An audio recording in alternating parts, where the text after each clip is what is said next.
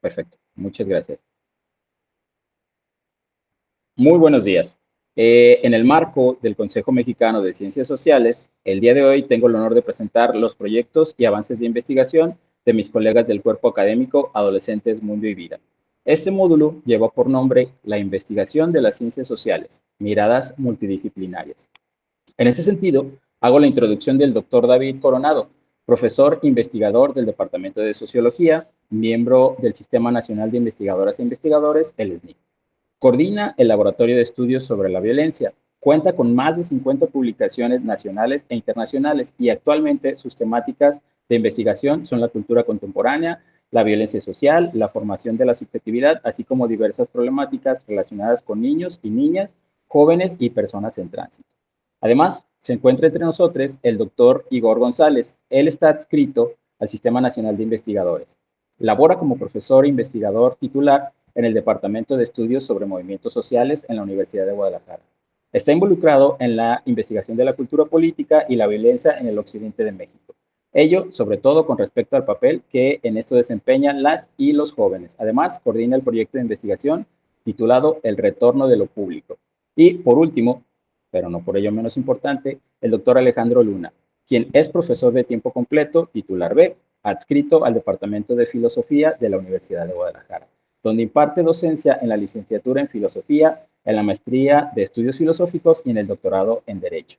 Es licenciado en Derecho y maestro en Filosofía por la Universidad de Guadalajara, doctor en Psicología por la Universidad de Colima en el marco del programa de doctorado interinstitucional en Psicología, DIP. Y también es miembro del Sistema Nacional de Investigadoras e Investigadores en el área de Psicología Social, subdisciplina Solución de Conflictos. Les menciono que para su presentación cada uno tendrá de 30 a 35 minutos y, de ser necesario, les haré saber con un pequeño comentario. Comenzaremos con el doctor David, a continuación el doctor Igor y por último finalizamos con el doctor Alejandro, si les parece. Le cedemos la palabra al doctor David. Muchas gracias.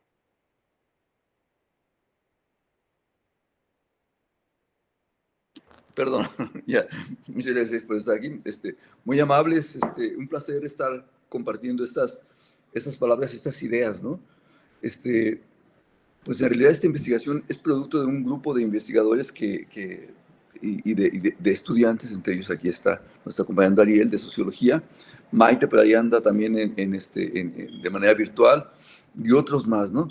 Entonces, pues ha sido muy agradable esta investigación, que no la hemos terminado. Justamente estamos metidos en la cuestión de la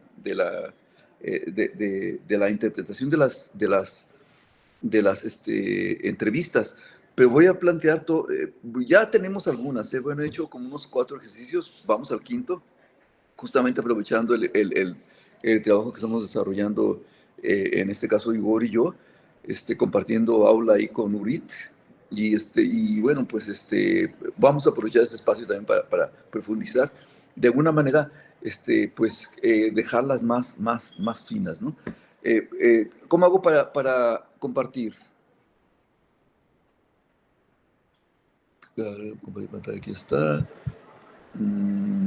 Sí estamos conectados, ¿verdad? Sí. Pantalla completa, ¿no?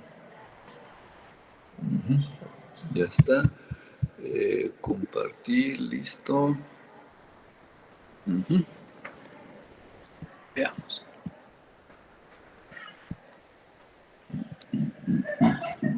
Aquí está. ¿Pero se están viendo ellos? ¿Se está viendo, perdón? ¿O estamos desconectados? Sí, se ve. Sí, sí, Ayer ve, estuvimos conectados. aunque no sé si se puede ampliar porque A ver. está como a la mitad de la máquina. ¿Cómo le hago no sé. entonces? Ok, así ya se veía bien. ¿Se ve bien así? Pero nosotros no vemos. Jesús del Huerto. ¿Qué hacemos entonces? A ver, porque... A ver. Es que no sé, pero ¿dónde está lo del documento A la izquierda, así, mira. ¿Cómo? Así. Es que yo no uso. Ahí. ¿Ese se ve? ¿Se ve ese? Sí. ¿Y se ve completo o chiquito nada más? ¿Qué opinan los demás? Se ve bien, ¿verdad? Ok. Pues esto es finalmente le pusimos trabajamos un rato con la constelación y finalmente decidimos ponerle la relación entre violencia, desarrollo urbano, como espacio de expresión de la miseria subjetiva juvenil, que se nos hizo atractivo ese nombrecito, ¿no? Entonces les explico por qué. Rápido así, esta es la constelación que hicimos. En la parte central está la juventud, la miseria subjetiva de la juventud, la violencia en un lado, del otro lado el desarrollo urbano. Estos son los conceptos centrales y pusimos varias categorías divididas en subcategorías, ¿no? En primer lugar, el universal, el singular y el particular con sabor hegeliano, que en realidad está interpretado por Zizek, es de Zizek este rollo. En segundo lugar, le pusimos a nivel empírico la manera como se organizan y la manera como trabajan, como desarrollan, como viven, como hacen el performance del imaginario social, basándonos en Daniel González, de acá del CUAT. En tercer lugar, esta cuestión de las apariencias que tanto trabajo le ha dado al marxismo y a la filosofía de la sospecha, pero que también Zizek desarrolla, me parece que soluciona muy bien. Y juntamos aquí la relación con dominación y control, la resignificación de la realidad y los lazos sociales, ¿no? Aquellas expresiones que jóvenes lanzan para establecer lazos sociales. Bueno, y en en esta segunda categoría pusimos disonancias y resonancias como formas de retrabajar, de resignificar, pero también de ver de otra manera la realidad. Bueno, y que esto lo propone pues Rancière, ¿no? Y finalmente la relación con el crimen organizado de la delincuencia y lo experienciado, ¿no? Bueno, entonces esta es la constelación. Aquí desglosamos en segundo lugar, no hicimos PowerPoint por alguna razón anarquista, así como ludópata, pero no le hicimos, ¿eh? O sea, no, podemos manejar el Gamma, incluso el chat GPT o el Gemini, pero no, decidimos hacerlo así, ¿no? En una acción contra bueno, ludópata, ¿no? Estas son las categorías con sus espacios que investigamos en cada una de las entrevistas, ¿no? Bueno, entonces tenemos aquí cuatro conceptos a explicar, ¿no? La constelación, la miseria subjetiva juvenil, la relación entre violencia y, en cuarto lugar, el desarrollo urbano, ¿no? Entonces, pues la constelación es de Benjamin, o sea, no hay más. Ya ven que él la desarrolla en esto de París, estando aquí ya estamos con dos Paríses, de París, la capital del siglo XIX. Y entonces, bueno, pues lo que él dice es que jalando sus tesis sobre la historia, dice, pues es que el pasado es algo vivo, ¿no? O sea, no es algo dado, inmóvil, no es un depósito de hechos, sino que es algo vivo que hay que estar haciendo constantemente, ¿no? Y entonces, en ese sentido es que él plantea la noción esta de constelación, ¿no? Bueno, esta cita proviene de Beda, que habla de las constelaciones de Benjamin, ¿no? En segundo lugar, la miseria juvenil, que es algo bien interesante, ¿no? Pues resulta que Proudhon, ya ven que escribe su texto de la filosofía de la miseria, algo así como consideraciones socioeconómicas del proletariado, una cosa así, en el 46. En el 47, pues nuestro querido amigo Marx le da un buen repasón y escribe la miseria de la filosofía criticando a Proudhon. Karl Popper, en el 57, un siglo después, escribe La miseria del historicismo, criticando a Marx, al determinismo historicista de Marx. Y Zizek, por supuesto, en el 23 escribe La incontinencia del vacío, ¿no?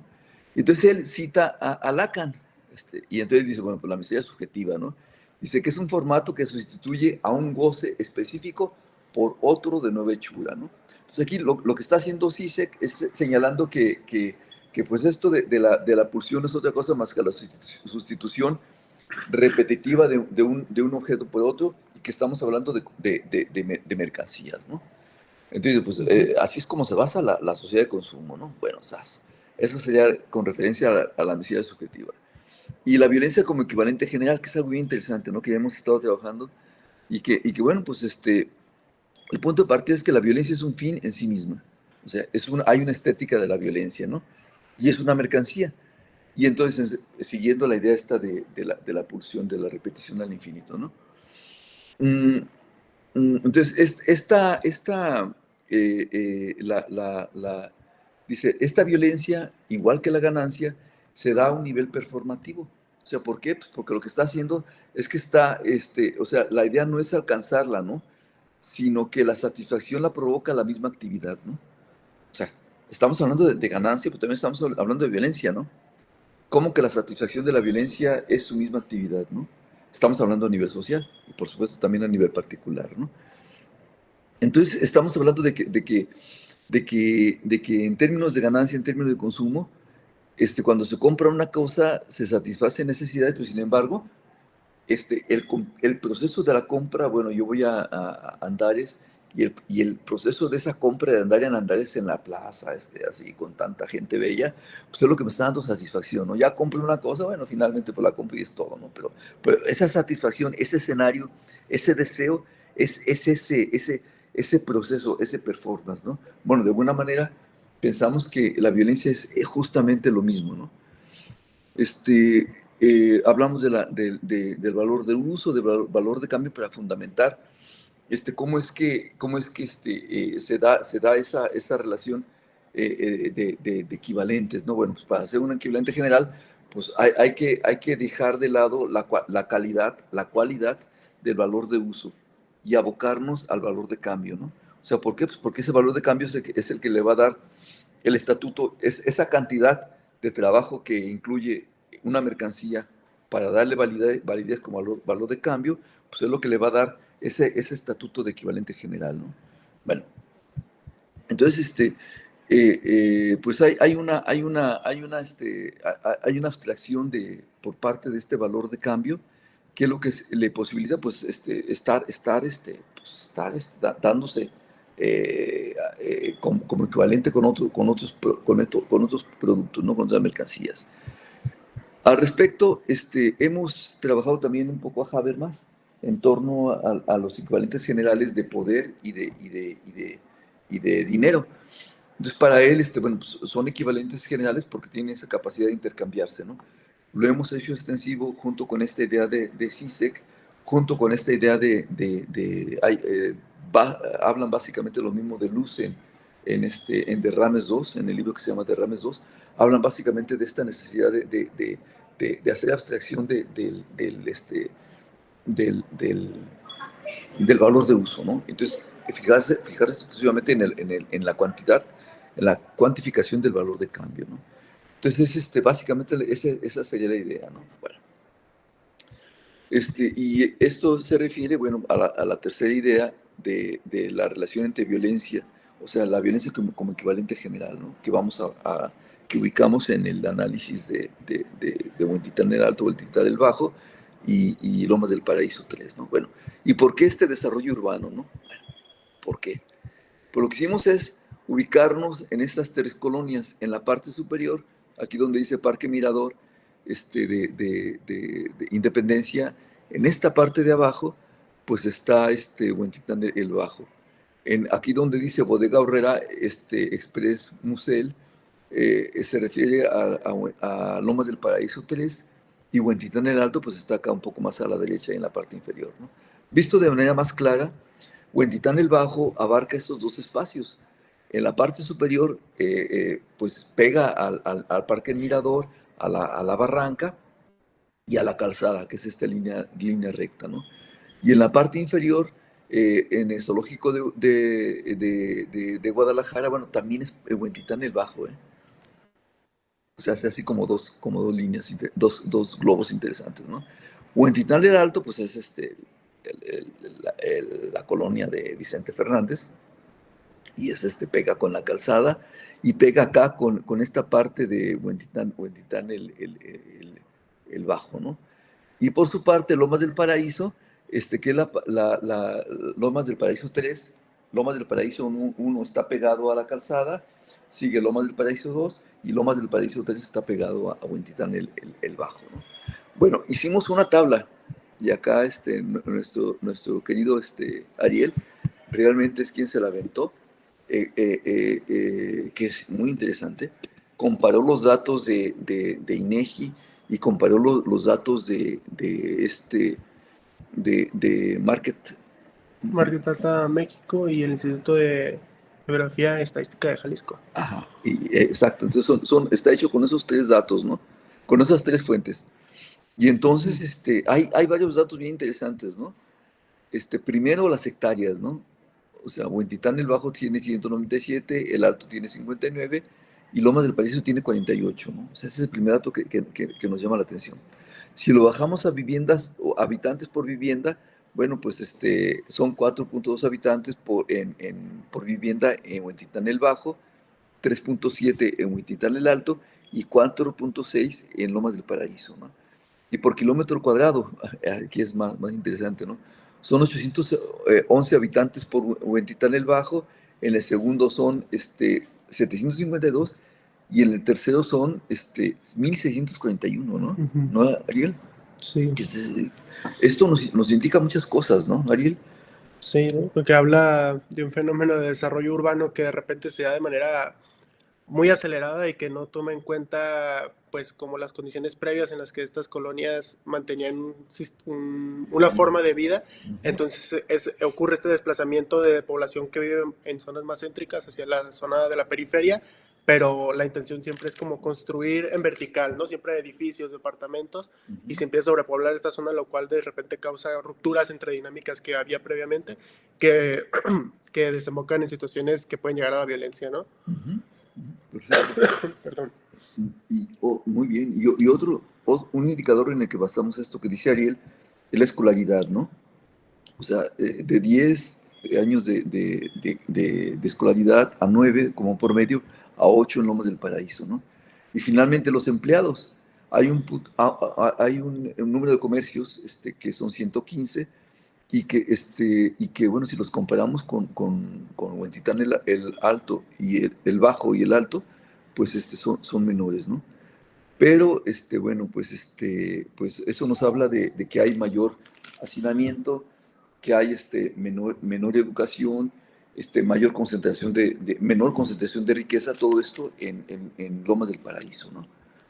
Bueno, el ingreso promedio, pues, curiosamente está encima, en Lomas del Paraíso, ¿no? Bueno, pues, es esta misma tabla, nada más acá la tenemos en PDF. Y entonces, pues son una serie de reflexiones como esta que nos realizó Ariel, y ya, ¿no? Hay más que decir, cosas bien interesantes, ¿no? Sí, pues hay muchas manifestaciones de las cuales podemos observar, Uh-huh. Contrastando la información estadística que poseemos con las entrevistas en las cuales yo también participé hace aproximadamente año y medio, donde los habitantes de estas colonias relataban cuestiones como que muy seguidos olía que estaba quemándose la barranca, donde decían que se les habían quitado rutas de transporte público que les servían para llegar a los trabajos o para acudir a las escuelas. Todo esto repercutiendo, como vemos en las estadísticas, en que tienen una media de escolarización muy baja, y esto pues claro que disminuye las oportunidades que tienen para acceder a una mejor calidad de vida, ¿no? Contrastando esto también con información del Instituto de Geografía y Estadística de Jalisco, donde abordaban que en términos de salud, por ejemplo, en Lomas del Paraíso solamente el 63% de la población tenía acceso a estos servicios, mientras que en la media en Guadalajara, pues, o sea, a nivel municipal es del 70%. Obviamente tampoco 70 es que sea lo ideal, pero en Lomas del Paraíso está 7 puntos por debajo incluso de la media. Entonces, ¿en qué repercute esta cuestión de que el 63% de la población solamente tenga acceso a servicios de salud? En que naturalmente los costos de mantener a una persona que pudiera tener, por ejemplo, una persona mayor de cierta edad o que tengan alguna cuestión médica, pues por supuesto que conseguir medicamentos, el tratamiento, los desplazamientos son más caros porque al no tener el seguro, pues por supuesto que estos gastos tienen que venir del bolsillo de los hijos, de los sobrinos, de los nietos, y esto pues claro que también golpea constantemente la economía de estas personas que de por sí ya vamos concretando las diferentes variables, ¿no? De un bajo nivel de escolarización, un bajo acceso a servicios de salud y un constante pero no sé cómo clasificarlo, pero un constante ataque a sus posibilidades de desplazamiento. Y la cuestión del trabajo formal, no formal e informal, ¿no? Sí. Eso es muy importante. Adelante, por favor. Sí, perdón, se está olvidando también eso, que también según Market Data México, la mayor parte de la economía de estas colonias proviene de los negocios informales, ¿no? Claro que esto se ve expresado en que muchos de estos ya son como negocios heredados entre familias y como previamente todo funcionaba de una manera más o menos, pues no rural, pero como que todas las familias se conocían, entonces mira, Relaciones comunitarias tradicionales, ¿no? claro, yo le vendo a tu primo, tú vienes y me compras a mí, entonces estas dinámicas más o menos mantenían un orden previo en estas colonias que pues hacían la vida relativamente más llevadera, ¿no? Pero conforme van llegando nuevas poblaciones que provienen de la urbe, que claramente poseen otro tipo de intereses, otro tipo de vida y no conocen como tal a las personas que habitan ahí, otra vez podemos ver que existe esa ruptura, ¿no? Entre las formas de vida previas que había, donde todas las personas se conocían y de repente empiezan a llegar población que tiene otros intereses, otras formas de vivir, otros tipos de consumo que necesitan otro tipo de productos. Y esta es la razón por la cual de repente los negocios informales que habían pues tienen que adaptarse a estas nuevas demandas de productos, lo cual también, perdón, perdón, tiene repercusiones en los costos, en los salarios y demás, ¿no?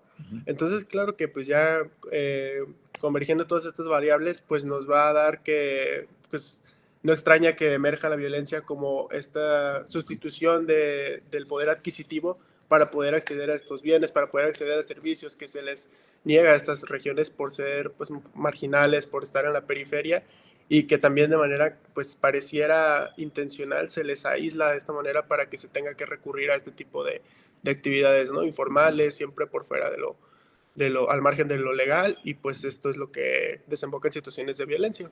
Muy bien, perfecto. Gracias. Sí, algo que discutíamos mucho, Ariel y yo, era esta cuestión de la informalidad, ¿no? O sea, cómo es que en Lomas del Paraíso pues hay menos población económicamente activa dedicada al trabajo formal, un poco más, perdón, al revés, un poco más al trabajo no formal, pero mucha más al trabajo informal, ¿no? Entonces esto como que da el caldo de cultivo para esto que mencionaba Ariel, de la vinculación o posibles nexos con crimen organizado y con delincuencia y violencia, ¿no?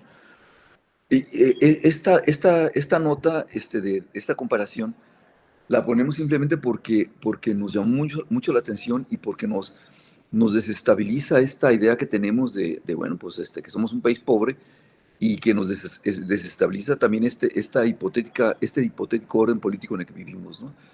Solamente nos vamos a referir a 3 datos de que la aseguradora que más gana en todo el mundo es Allianz, ¿sí? En segundo lugar es Zurich. Allianz gana mucho más dinero que la industria armamentística en Estados Unidos, ¿no? Mucho más.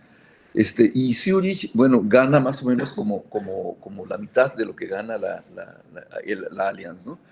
Y ganan así solamente para ponerlo, ganan 8 billones 667 mil millones de pesos, ¿sí? O sea, lo convertimos a pesos.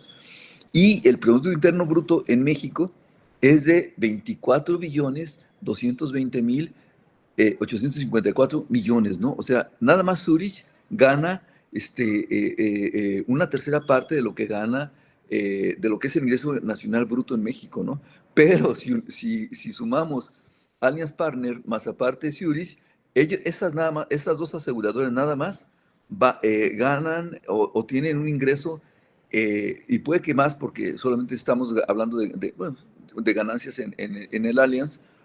Acá estamos hablando de toda la facturación de Zurich, pero entre las dos estarían al parejo del Producto Interno Bruto mexicano, ¿no? Y entonces en este Producto Interno Bruto ya nos bajamos a Jalisco. Jalisco aporta aporta el 7.4% del ingreso nacional, ¿no? Solamente abajo de la Ciudad de México, el Estado de México y Nuevo León, ¿sí?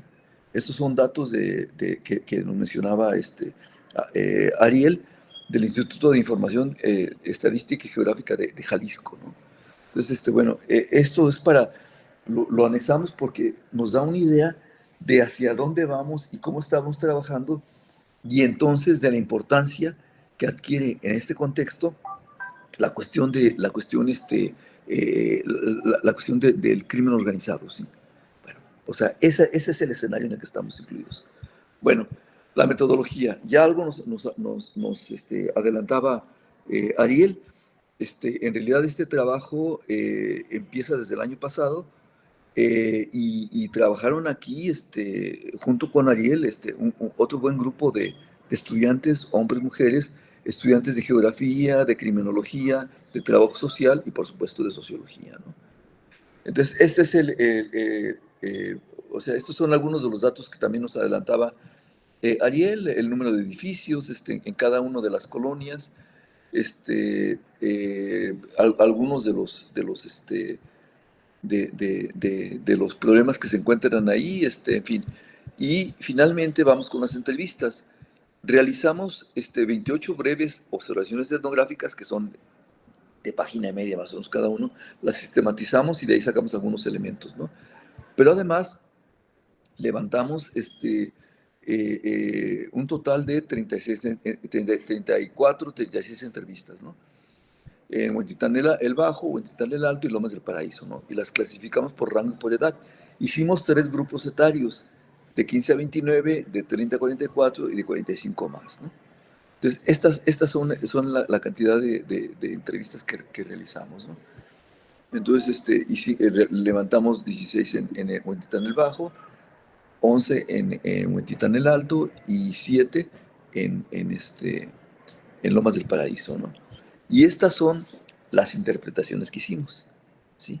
Ya las hicimos, hicimos más o menos, las interpretamos por el chat GPT-5, a cada grupo de entrevistas las aplicamos por colonia, por grupo etario, en los 3 niveles, y por género. Solamente lo dividimos en hombre y mujer, no hicimos más. Que además los datos no daban para más, ¿no? Entonces, más o menos, les hemos aplicado 5 veces diferentes prompts a las entrevistas. Se han salido cosas muy interesantes, unas han rebasado a otras, y ya han salido muchas cosas, y en eso es en lo que estamos trabajando, ¿no? Este, eh, por ejemplo, en las 3 colonias ya aplicamos estas 72 interpretaciones, pero 5 veces, o sea que ha sido un mundo de trabajo, y por eso nos hemos tardado tanto en reportar el trabajo final. Y entonces pues, o sea, hemos interpretado eso de acuerdo a las 4 categorías, por colonias, por rangos de edad y por sexo, ¿no? Eso nos da un total de 72, ¿no? Igual hicimos con semejanzas y diferencias, tomando en cuenta edad y sexo, semejanzas y diferencias en las colonias, ¿no? Entonces fueron nada más 6, pero multiplicado por todos los intentos, ¿no? Intentos que se fueron dando por la modificación del prompt, según nosotros por el refinamiento, por hacer las cosas de manera rigurosa, ¿no?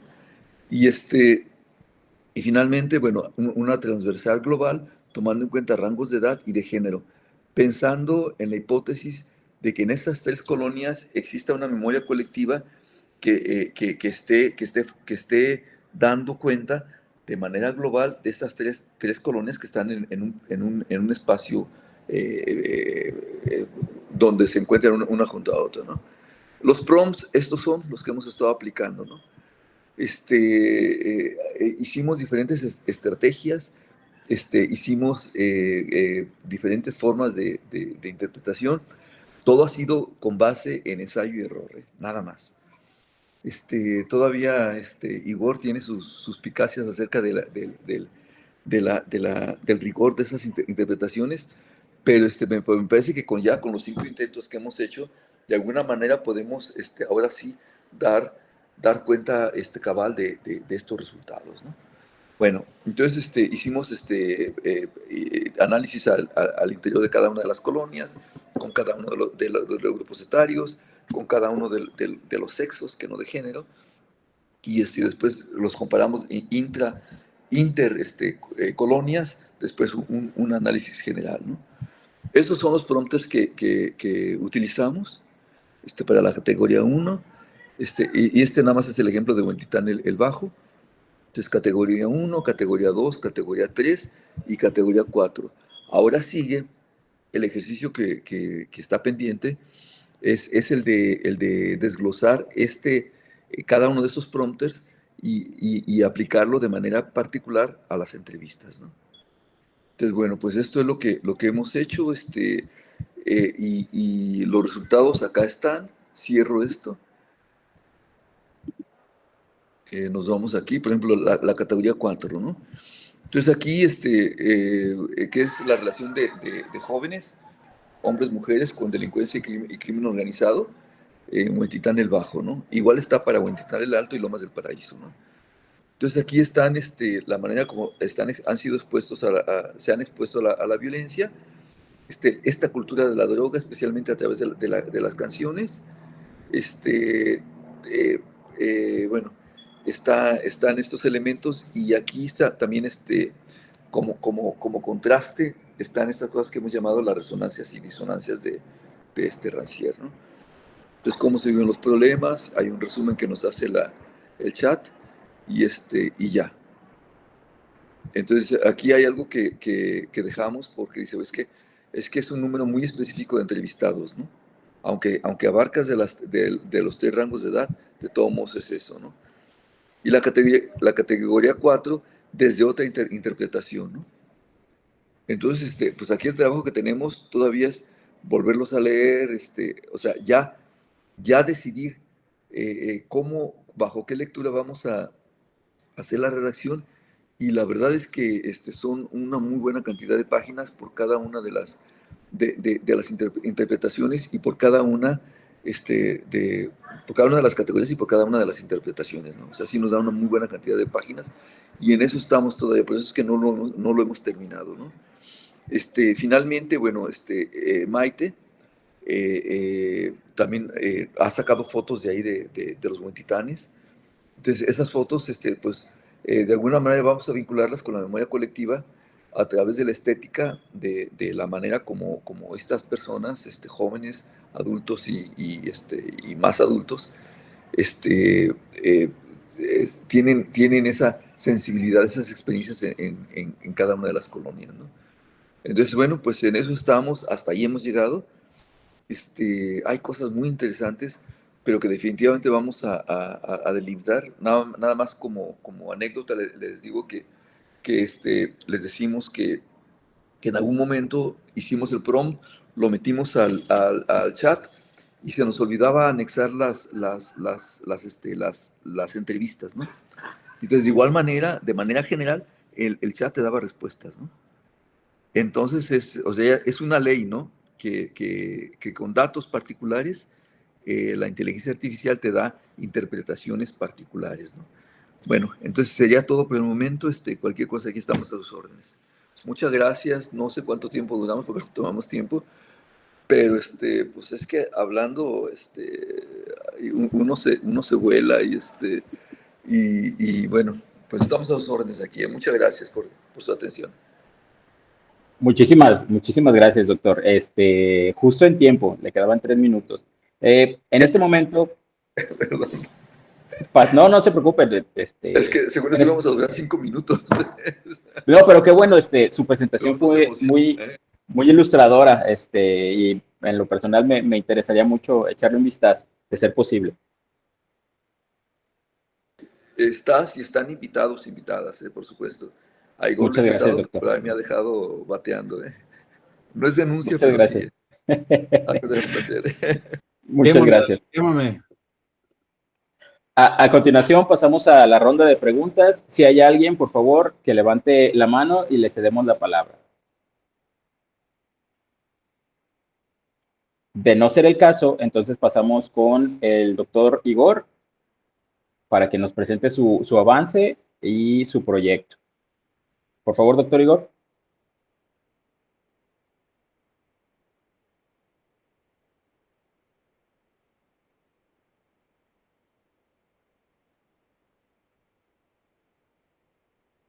Creo que no tiene el micrófono abierto.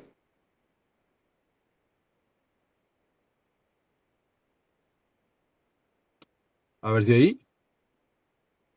Sí, ya se puede ver. Gracias. Muy bien. Es que algo estaba trabado aquí. Bueno, yo quiero platicarles acerca del proyecto de investigación en el que estoy involucrado en estos momentos. Tengo dos proyectos de investigación a mi cargo en esta etapa. Uno tiene que ver con algo de lo que ya platicaba David, es decir, explorar de alguna manera los efectos de un entramado violento sobre la producción de las subjetividades juveniles. Y sobre eso estoy trabajando. No es de lo que quiero platicar el día de hoy, sino de otro proyecto que tengo bajo mi cargo, porque este último es de mucho más largo aliento y requiere de un esfuerzo, pues en ese sentido, ¿no? También de largo aliento, y me pareció interesante compartirles más o menos el estado en el que se encuentra este desarrollo, ¿no? Este proyecto. Lo he titulado de esta manera: El retorno de lo público, juventud y cultura política en el área metropolitana de Guadalajara, y que en este momento está haciendo un énfasis en la temporalidad que se extiende entre el 2012 y el 2025, pero les decía que es un trabajo de largo aliento, empieza más o menos en el 2000, o sea, este análisis tiene poco menos de poco más de 2 décadas de haber comenzado, pero en este momento estoy haciendo énfasis en este periodo, el que está señalado en la lámina, y en un momento les platicaré las razones de este énfasis. Y para no, digamos, divagar demasiado, dividí la presentación en estas más o menos cuatro grandes secciones. En la primera, quisiera platicarles por qué esta investigación es de largo aliento, un par de antecedentes de lo que constituye en este proyecto investigativo.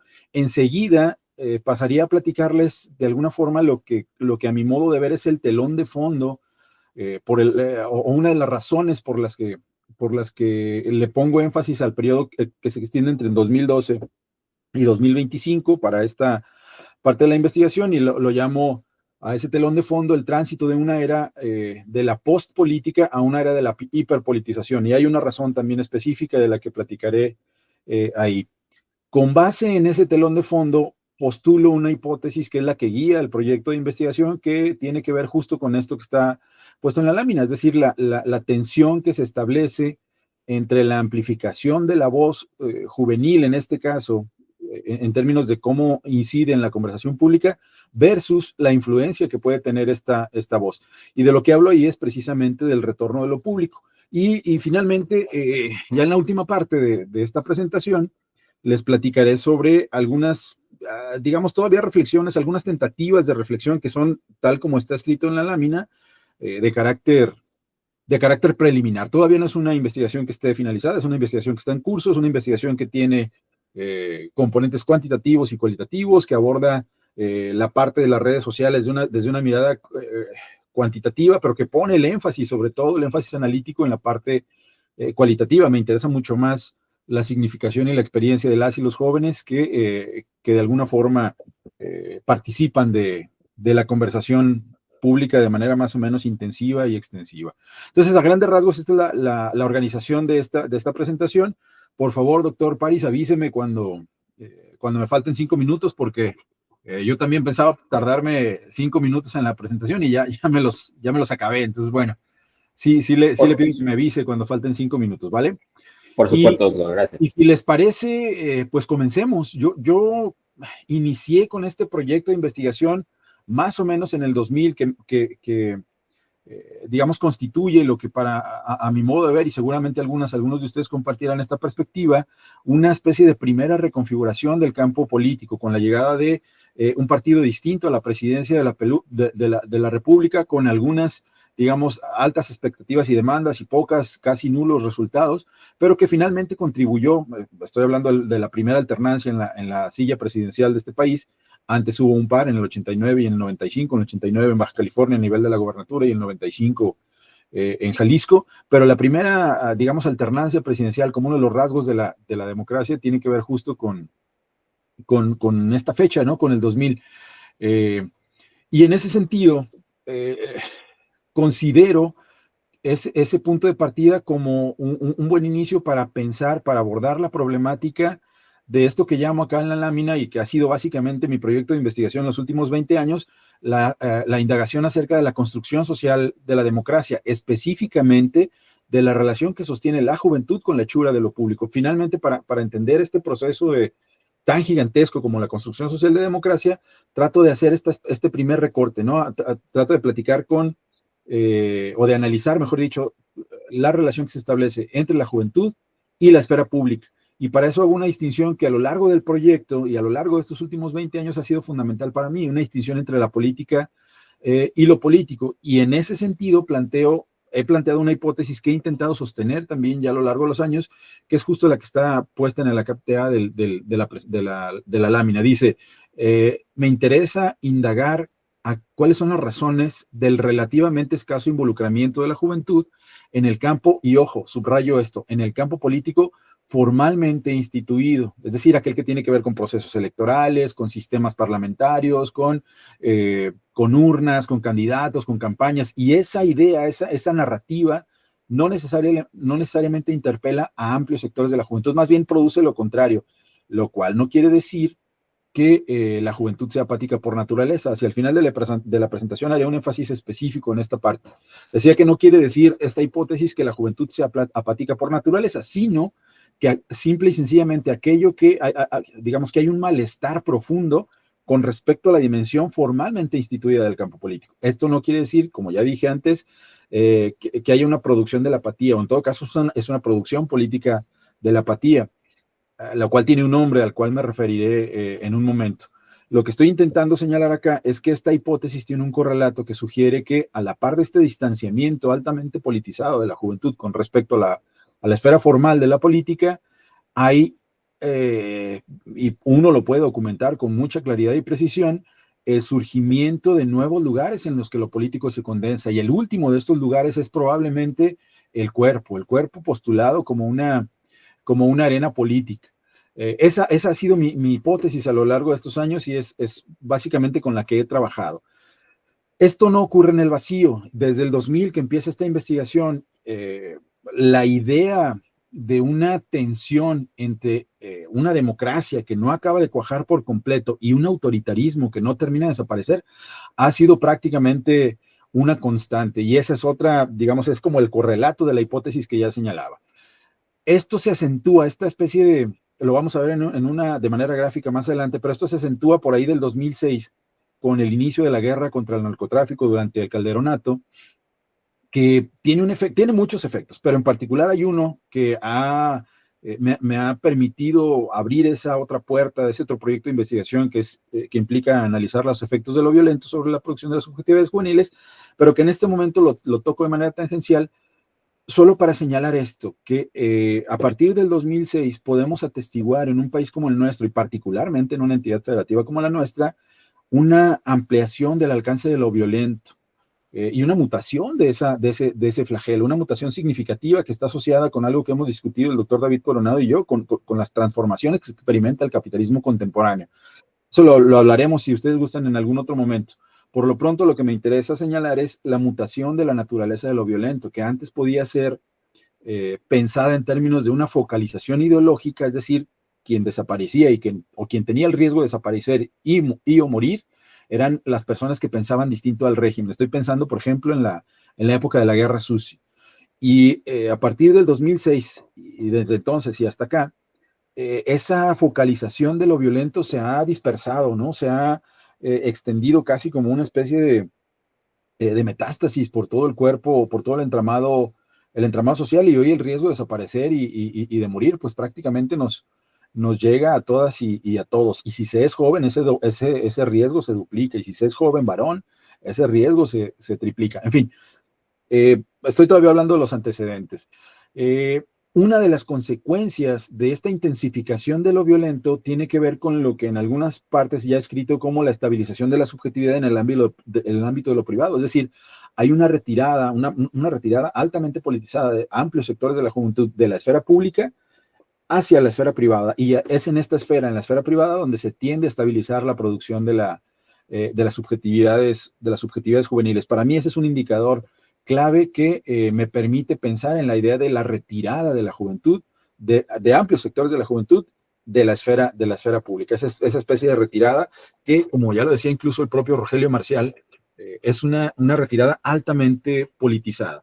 Y entonces llega una especie de nueva reconfiguración del campo, u otra reconfiguración del campo político en el 2012, con el regreso del PRI a la presidencia de la República, que trae consecuencias también importantes para lo que nos interesa platicar acá, que es el retorno de lo público, y entre esas consecuencias yo observo la profundización del desencanto entre amplios sectores de la juventud con respecto al entramado formalmente instituido del campo político, una profunda crisis de legitimidad del entramado institucional y lo que bien podríamos denominar como la evanescencia de la esfera pública, aspectos sobre los cuales ya he discutido en algunos otros lados. Y por eso esa marca en particular, el 2012, me permite poner un énfasis específico para esta parte del proyecto en la que estamos. Finalmente,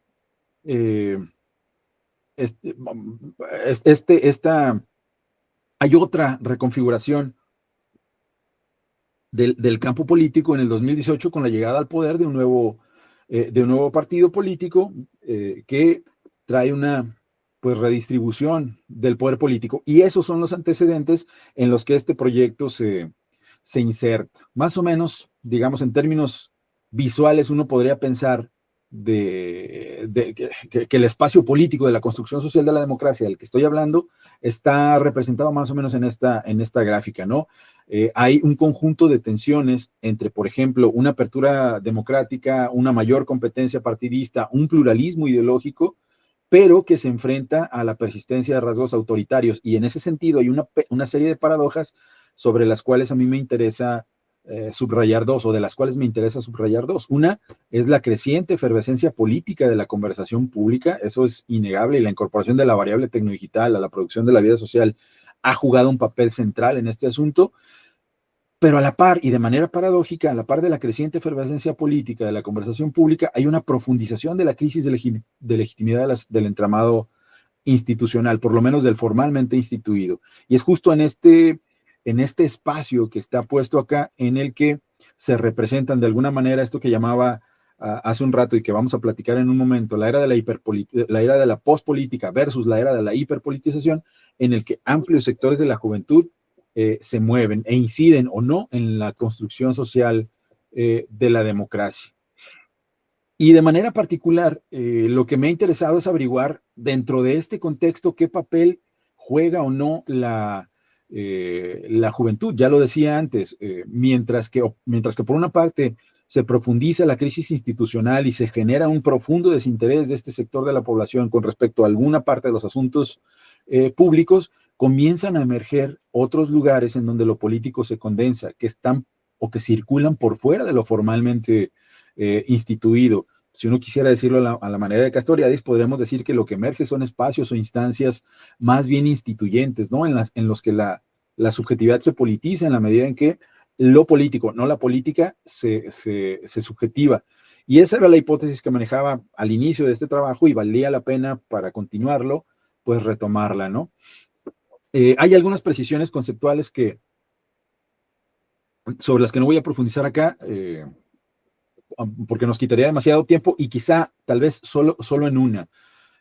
Pienso en la idea de cultura política, pero escrita siempre en plural y con la necesidad, entiendo como cultura política el conjunto de marcos interpretativos que permiten dotar de sentido a los sujetos, que permiten dotar de sentido la relación que sostienen los sujetos con la esfera pública. Y cuando hablo de culturas políticas juveniles, en plural, de lo que hablo es del posicionamiento de ciertos sujetos en un rango etario frente a aquello que les interpela. Lo que me importaba, para lo que puse esta lámina acá, es para subrayar algo de lo que voy a platicar un poco más adelante, que es la distinción entre cultura política y educación cívica. Con mucha frecuencia, tal vez con demasiada frecuencia, estos dos términos se confunden, no son una y la misma cosa. La cultura política es posicionamientos de sujeto, mientras la educación cívica constituye el conocimiento y el ejercicio de un conjunto de derechos y obligaciones ciudadanas. A mí no me interesa pensar en la educación cívica. Yo analizo la cultura política en los términos en los que lo estoy planteando acá, y esos digamos, el núcleo alrededor del que gira esta investigación. Y ahora sí, estamos ¿en dónde estamos? Esos son los antecedentes que le dieron cuerpo a lo que estoy haciendo ahora, a analizar el retorno de lo público en este periodo, 2012, 2025, 2026. Y hay que preguntarse dónde estamos. Y a mí me parece que estamos atestiguando en muy pocos años, en 2 o 3 décadas, el cambio de lo que bien podría denominarse una era entendida como un sistema que dota de sentido a un conjunto de prácticas, que ofrece reglas y recursos para, digamos, para ser y estar en el mundo, que tiene un sentido específico, pero que en la medida en que se agota ese sentido, en la medida en que ese conjunto de reglas y discursos y recursos ya no es suficiente para darle sentido al mundo, se agota, se desfonda y emerge otro asunto, emerge otra era, pues atravesamos otra era. Y en ese sentido, cuando uno revisa el campo político, no es descabellado pensar que hay precisamente un cambio de eras que se reflejan en estas 2 grandes narrativas que están encontradas. Una, la idea del abandono de la política, es decir, una era en la que conforme triunfaban las democracias liberales en buena parte del occidente del mundo, conforme nos acercábamos a lo que Fukuyama medio irónica y erróneamente llamó el fin de la historia, por el triunfo precisamente del capitalismo y las democracias liberales, pues entonces iban a desaparecer todos los conflictos y por lo tanto la política iba a dejar de ser necesaria. Quizá a lo mejor la parte técnica de la política, la parte de gestión de la política era lo que iba a permanecer, pero la política como tal, digamos que ya no tendría sentido. Entonces se construyó una narrativa que alimentaba esta idea de que habitábamos una era de post-política, del agotamiento de la política, pero en algún momento, desde mi perspectiva, en un país como el nuestro, de 2012 en adelante, esa idea de la pospolítica ya no necesariamente hacía eco, pues. Más bien todo lo contrario, empezó a hacer agua, más que hacer eco, empezó a hacer agua y dejó de tener sentido y empezó a emerger por diversas razones, entre una, quizá la principal sea la incorporación de la variable tecnodigital a la producción de la vida social. Esta idea de la pospolítica dejó de tener sentido. Ya no era suficiente, pues, para explicar el mundo. La proliferación masiva y extensiva del uso de redes sociales, la creciente efervescencia la creciente efervescencia política de la conversación pública nos hace pensar que ya esta idea de la pospolítica, insisto, no es suficiente y que ingresamos o que estamos habitando una nueva era, es decir, un nuevo conjunto de reglas y recursos desde los cuales entendemos el mundo. Y esa nueva era, junto con varios autores, podemos denominarla como la era de la hiperpolítica, a diferencia de la era de la pospolítica. Si la era de la pospolítica era aquella en la que lo político y la política dejaban de tener sentido, la hiperpolítica nos sugiere, la era de la hiperpolítica nos sugiere que hoy prácticamente todos los asuntos, incluso hasta aquellos que tienen que ver con lo más íntimo de la vida cotidiana, son susceptibles del escrutinio político. Y eso nos habla nos empieza a dar una intuición acerca de por qué hablamos acá del retorno de lo público. Si aterrizamos esta idea, este tránsito de eras en la dimensión de lo juvenil, podemos jugar un poco con la pregunta que se hacía ya hace un par de décadas Gayatri Spivak, que ella se preguntaba, a ver, ¿será que el subalterno puede hablar? Bueno, ahora podemos responder un poco a esa pregunta. Si pensamos en la incorporación de la variable tecnodigital a la producción de la vida social, podemos decir, ¿sabes qué, Spivak? Efectivamente, hoy el subalterno puede hablar.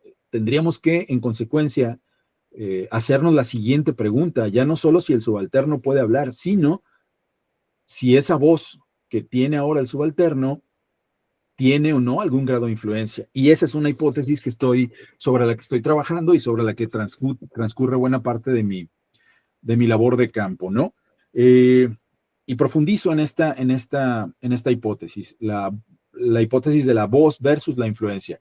Ya les decía hace un rato que en la era de la hiperpolítica nos enfrentamos o atestiguamos, mejor dicho, una creciente efervescencia de la conversación pública, pero es una efervescencia que es de naturaleza política, es decir, hay una deliberación continua y constante acerca de la vida que vale la pena ser vivida. Es una de las grandes definiciones de la política, el conjunto de deliberaciones en las que nos involucramos colectivamente para determinar cuál es la vida que vale la pena ser vivida. Pues bueno, en la conversación pública cada vez es más frecuente esta efervescencia en la que se debate de una u otra manera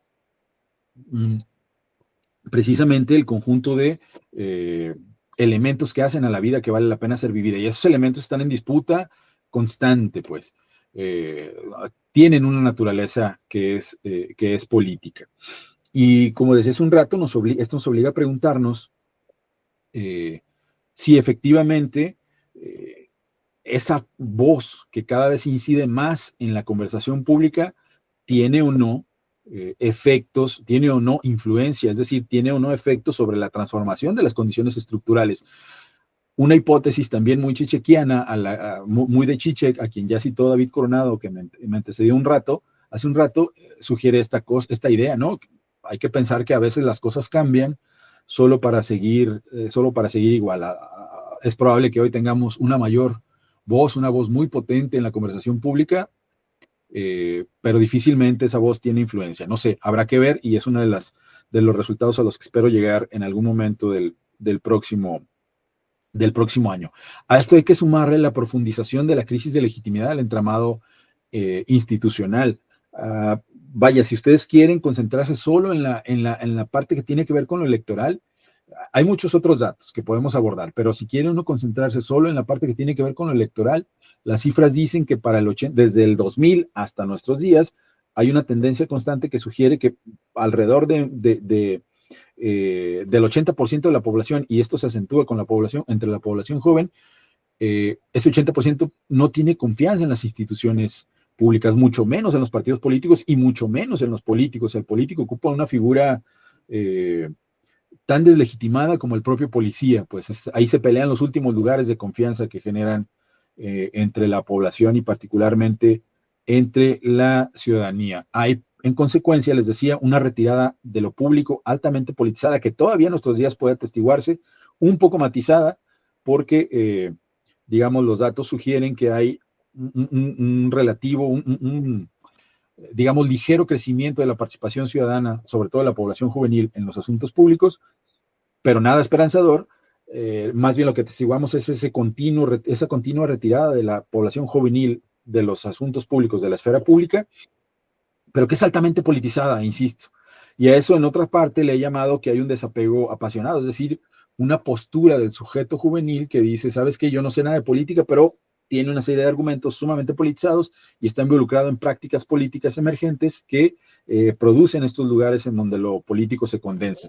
Uno de esos lugares, insisto, ya lo dije antes, es el cuerpo pensado como arena política, ¿ok? Hay una serie de datos que podría compartirles, ya se me está terminando el tiempo, pero menciono solo un par. Piensen, por ejemplo, que en el 2021 solo el 85% de la población no participaba en actividades que tienen que ver con partidos políticos. Y esta cifra se observa desde el 2000, pues, desde las primeras encuestas de participación ciudadana y cultura política en este país. Esa tendencia permanece, ¿no?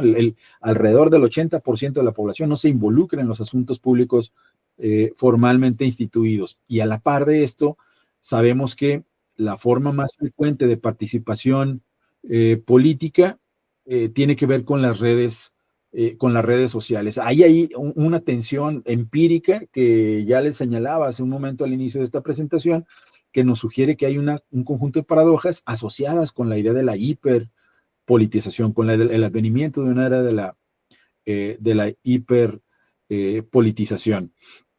Estas cifras se las puedo compartir, están, no sé, creo que están publicadas incluso si mal no recuerdo, bueno, en varios trabajos, pero el último trabajo tiene que ver con una revista que se llama Folios, que es del Instituto Electoral y Participación Ciudadana de Jalisco, y creo que estos datos vienen ahí por si alguien los quiere consultar. Y esta es la parte cuantitativa de la investigación.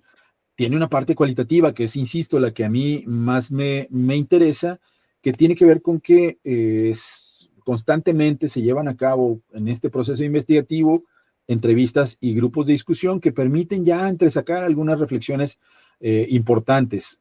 Se las platico. Primero, me parece que hay una tendencia a creciente a la desconfianza en el entramado político institucional, en particular con lo que tiene que ver con los partidos políticos.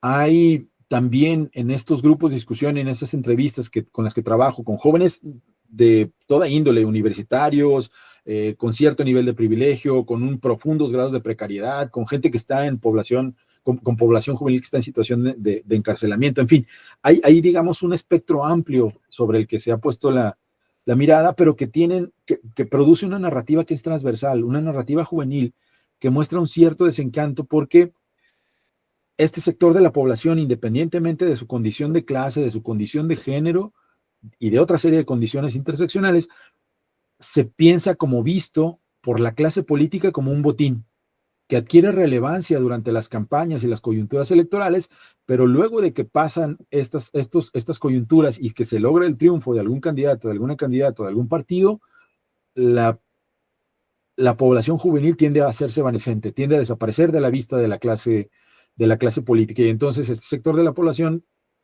profundiza su desencanto porque se siente utilizado, y este ciclo es constante a lo largo de los últimos 20 años. Yo lo he podido atestiguar, lo tengo documentado, y más o menos funciona de esa manera. En los últimos años, del 2012 para acá, acentuado sobre todo en el 2018, sí se percibe en la narrativa juvenil una cierta apertura del espacio público, en el que hay, digamos, una posibilidad de incidir en la hechura de los asuntos públicos, en la arquitectura de estos asuntos, pero insisto, hay que tomar con un granito de sal esta idea, porque el hecho de tener una voz más potente y una posibilidad mayor de incidir en la conversación pública no necesariamente implica la producción de transformaciones de orden estructural. Y otra de las reflexiones que se han derivado de este trabajo de campo, sobre todo de la parte cualitativa, tiene que ver con lo que me ha permitido abrir ese otro proyecto del que ya les hablaba al principio, que tiene que ver con el efecto de la violencia sobre las biografías juveniles, que hay en estas narrativas, en las narrativas juveniles, el desplazamiento de lo violento, que siempre ha estado ahí, en la producción de la biografía juvenil, siempre ha estado ahí, pero hace 20 años ocupaba un lugar periférico, y hoy lo violento se vuelve cada vez más central para la producción de las subjetividades y las biografías juveniles, y ese dato es bien, bien importante, porque ha transformado un conjunto de prácticas y la relación que sostiene la juventud con la esfera, o las juventudes con la esfera pública. Y para ir cerrando ya esta charla, les cuento lo que podrían ser todavía algunas reflexiones muy, muy de orden preliminar, pero que ya empiezan a hacerse visibles en mi trabajo,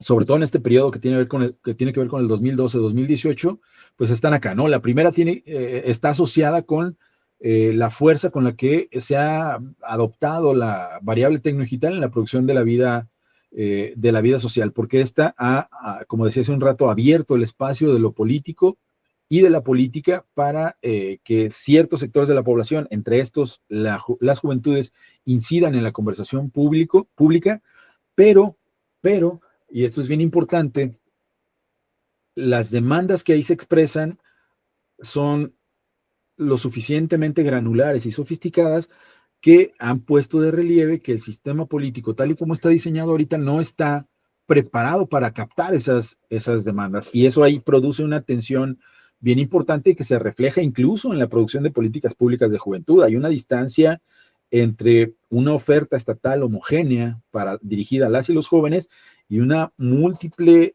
y diversa demanda juvenil que choca pues en este sentido. Sobre eso, si quieren, platicamos en algún momento. Lo que es cierto es que esto ha puesto, o por lo menos esa es la percepción que tienen algunas jóvenes y algunos jóvenes, esta tensión de la que ya les hablaba ha puesto al límite de su vigencia al entramado institucional, sobre todo en un país como el nuestro, en una entidad como la nuestra. Si a esto le sumamos el componente de violencia, este proceso de límite al que ha llegado la vigencia del entramado institucional se hace todavía más acentuado, más fuerte, ¿no? Y la vinculación del punto anterior, la variable tecnodigital por la vía de las redes sociales, que amplía la conversación pública, produce la posibilidad de que sectores de la población, particularmente las y los jóvenes, coloquen sus demandas o sus intereses de manera significativa en la conversación pública. Y esto ha generado lo que ya decía antes, como nuevos lugares en los que lo político se condensa, es decir, prácticas políticas emergentes que leído en clave digamos, en clave política, lo que hacen es politizar el ámbito de la vida, el ámbito de la vida cotidiana. Es justamente ahí, en este ámbito, donde emergen procesos organizativos y asociativos que escapan a la dimensión formalmente instituida del campo político, pero que sí trastocan la lógica de la acción colectiva, ¿no? Que postulan procesos de agenciamiento juvenil sumamente interesantes, a los que habría que calibrar en términos de los efectos que tienen en la relación con la transformación de las condiciones estructurales. A eso es a lo que apunta esta idea. Finalmente tenemos, en términos de cultura política, lo que ya decía hace un rato, el reconocimiento de la voz del subalterno. Efectivamente, ya sabemos, y le podemos contestar a Gayatri Spivak, que sí, el subalterno puede hablar. Lo que tendríamos que hacer es preguntarnos si efectivamente esa voz que está puesta en la conversación pública tiene o no influencia. Ya no digamos en la transformación estructural de las condiciones en las que los objetos juveniles se despliegan, sino por lo menos en la hechura de políticas públicas, que es un punto clave donde podríamos identificar el efecto de esta voz del subalterno, ¿no? Para esto necesitamos digamos, la resignificación de la idea de cultura política, pensarla primero en plural, distinguirla de la educación cívica, que son cosas completamente distintas, y transitar, ojo, transitar de pensar la política a pensar políticamente, que esto es algo que nos han enseñado las jóvenes y los jóvenes. Doctor, perdón, le quedan 5 minutos. Perfecto, ya la última afirmación que iba a hacer. Con esto cierro.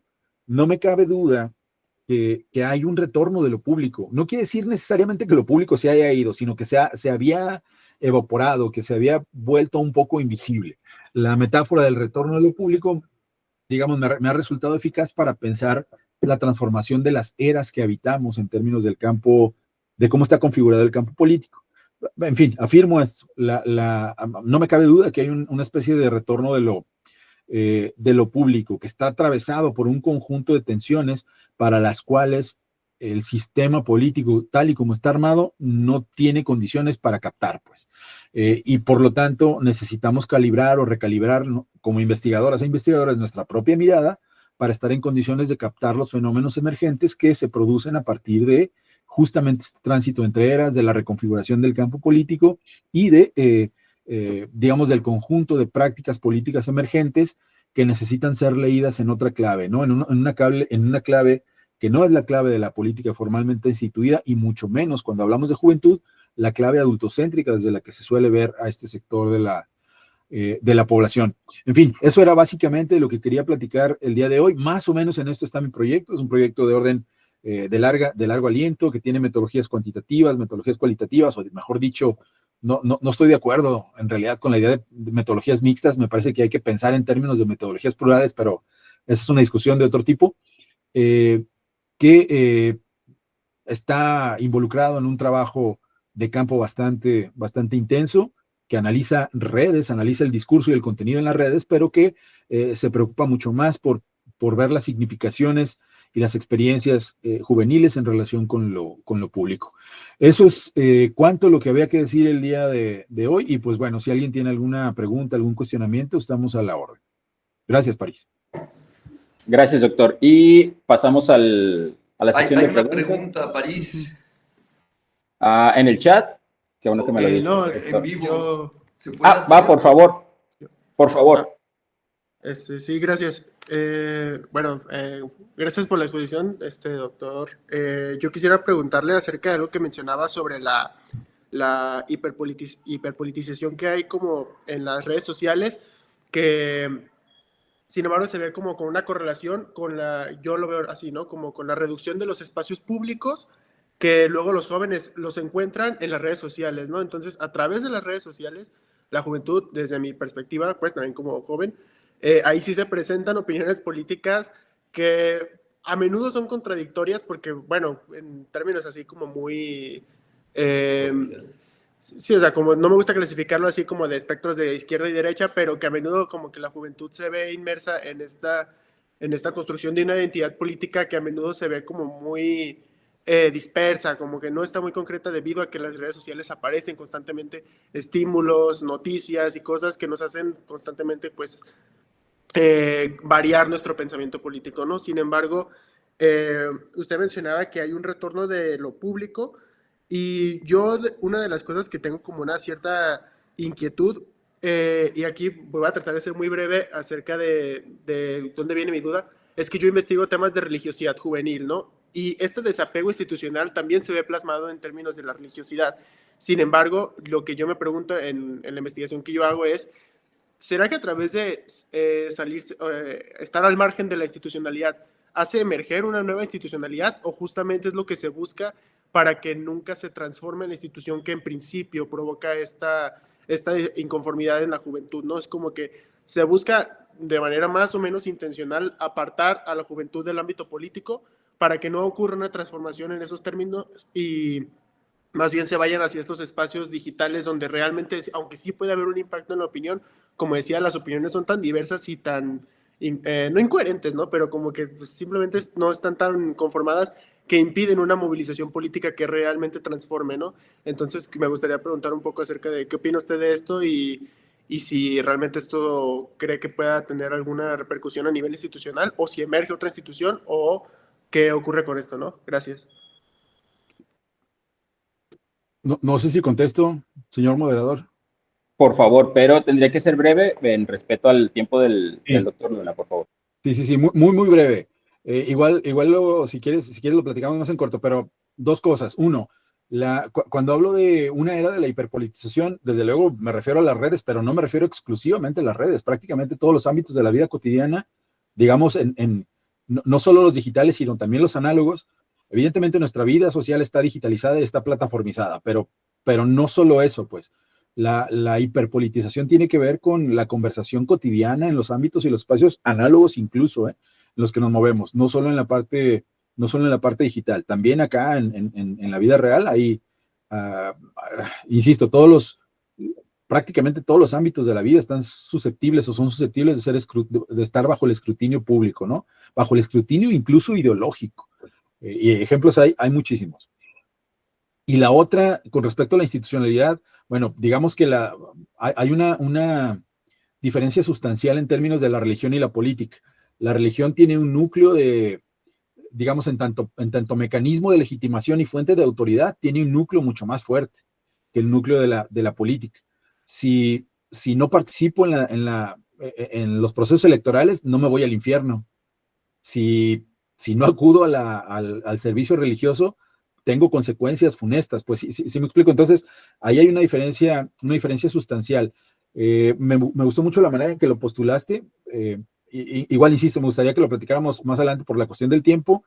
Solo sí me gustaría subrayar la idea de que las prácticas políticas emergentes en las que se involucran algunos sectores de la juventud no necesariamente buscan sustituir las instituciones que ya, o sea, no están buscando conformar un nuevo estado, pues, o un estado paralelo.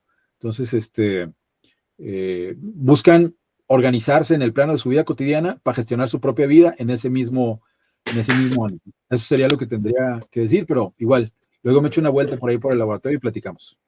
Muchas gracias, doctor. Muchas gracias. Y a continuación. Gracias. Muchas gracias. A continuación, el doctor Alejandro Luna, por favor, le cedemos la palabra. Muchas gracias. Muchas gracias. Voy a compartir también mi pantalla. Y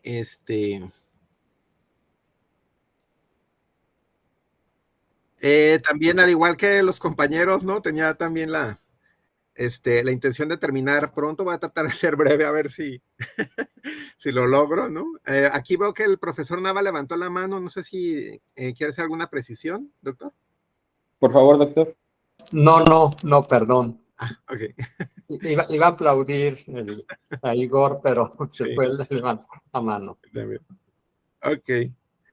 Bueno, entonces, bueno, les comento así rápidamente ¿qué es lo que he venido trabajando? Bueno, yo he estado trabajando ya desde hace tiempo una línea de investigación sobre manejo de conflictos interpersonales en adolescentes. También hemos hecho algunos estudios con estudiantes de pregrado. Y pues bueno, les voy a comentar aquí nada más algunas cosas que hemos, que sirven de marco para lo que estamos haciendo ahorita, lo que estamos trabajando este año, ¿no? Entonces, primero voy a comentar 2 puntos. Uno tiene que ver con un modelo de delimitación conceptual que hemos venido poco a poco precisando y que sirve de base para los estudios empíricos que también estamos desarrollando. Es un modelo muy sencillo, pero que nos ha resultado muy útil para poder sistematizar más o menos el trabajo. Le llamamos modelo de 3 círculos, ahorita van a ver por qué. Este modelo, bueno, lo presenté precisamente en un artículo que se publicó este año en este libro de epistemología de la transdisciplinariedad, y es un modelo de limitación conceptual que diferencia entre estos 3 conceptos, convivencia, conflicto y violencia, ¿no? Sobre todo, tratamos de representar sus relaciones, ¿no? Sus mutuas relaciones de solapamiento y diferenciación, ¿no? El punto de partida de este modelo, pues bueno, es un trabajo que hemos estado haciendo de observar desde una perspectiva transdisciplinar ciertas convergencias, ¿no? Entre distintas áreas de investigación. Por un lado está la filosofía para la paz, por otro lado están los estudios sobre convivencia escolar, están también la literatura sobre violencia y la literatura sobre conflictos, ¿no? Entonces, este modelo intenta como responder a ciertas convergencias que hemos observado en estas áreas. Bueno, solo para ilustrar un poco, desde el área de la filosofía para la paz, bueno, es muy común afirmaciones como de este tipo, que aquí les puse una cita de Irene Cummins, una de las principales filósofas de esta vertiente, que, bueno, llaman la atención sobre el hecho de que la práctica de la investigación ha estado durante pues, mucho tiempo como muy sesgada, ¿no? Hacia el estudio de la violencia, a entender sus procesos, la forma en que se presenta, sus desarrollos, sus dinámicas, etcétera, pero ha recibido menos atención el estudio de los procesos pacíficos, cómo hacemos los seres humanos para convivir pacíficamente, para comunicarnos, comprendernos, etcétera. Esta área tradicionalmente ha sido un poco menos explorada, ¿no? Obviamente hemos observado, yo creo que aquí todos nos hemos dado cuenta cómo en las últimas décadas se ha comenzado a corregir un poco este sesgo, ¿no? Aunque de todas maneras, pues todavía pues falta bastante por hacer. Este es un primer punto que es importante tomar en cuenta para no perder la perspectiva de buscar una aproximación equilibrada. Otra contribución que a mí me parece muy importante de estos áreas de filosofía para la paz es este concepto que plantea Martínez Guzmán, que es lo que llaman ellos el giro epistemológico de los estudios para la paz. Esta cita es muy ilustrativa a ese respecto. Dice Martínez Guzmán: estoy defendiendo, dice, que sabemos de las violencias y las guerras porque tenemos unos saberes de fondo, dice, de lo que significa entendernos, saber, ejercer nuestros poderes o capacidades, saber hacer las paces. Es decir, aquí hay una tesis que a mí me parece muy importante, que es planteada a nivel epistemológico, ¿no? Es importante identificar eso porque de lo que se trata es de plantear que la comprensión que desarrollamos acerca de la violencia, arribamos a ella precisamente porque tenemos una precomprensión de lo que significa la paz.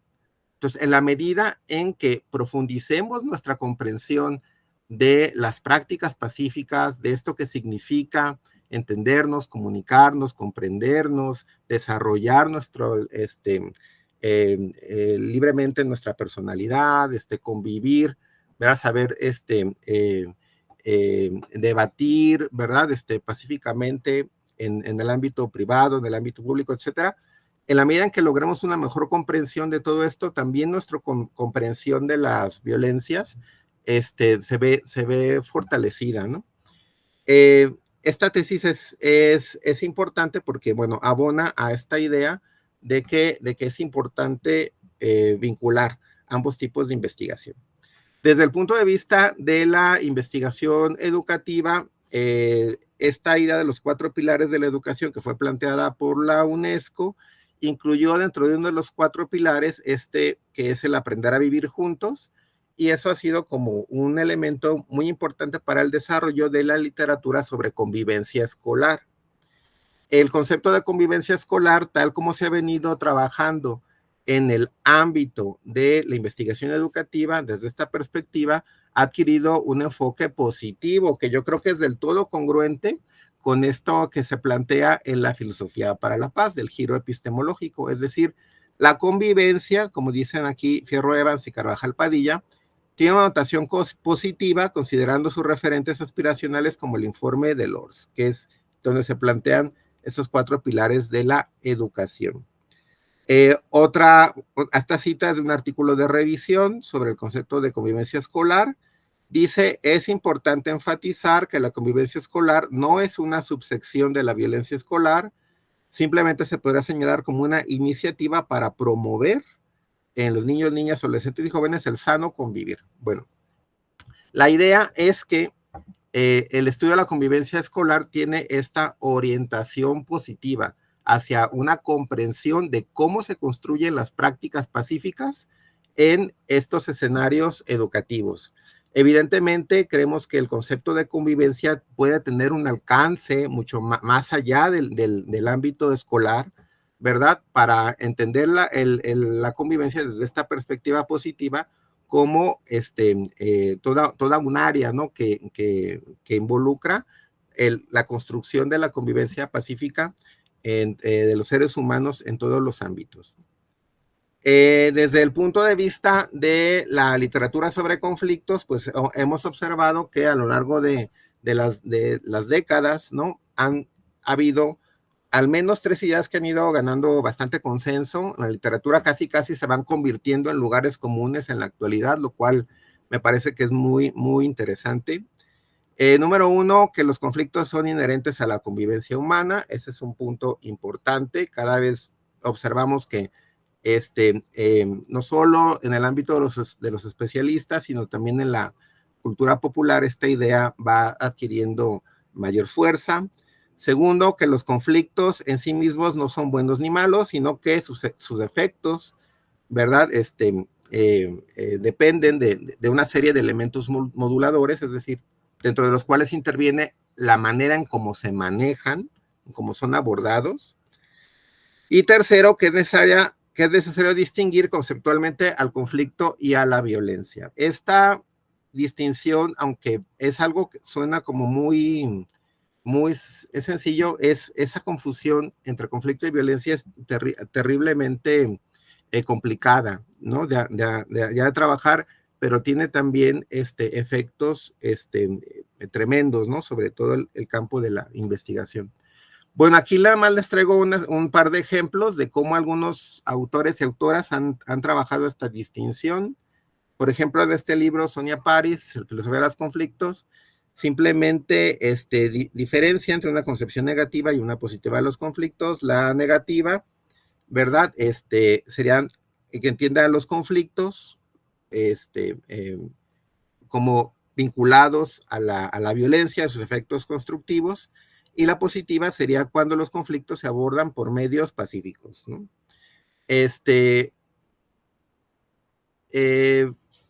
Otro antecedente muy importante es esta filósofa pragmatista del siglo XX que planteaba, fue de las primeras en plantear esta noción de conflicto constructivo, destacando, ¿no? Cómo los conflictos bajo ciertas circunstancias pueden tener efectos positivos sobre las relaciones interpersonales y a nivel político sobre la sociedad, ¿no? De hecho, ella articula esta noción de poder sobre y poder con, precisamente para mostrar cómo la construcción de de las instituciones y de la convivencia pública parte, ¿no? Desde las comunidades.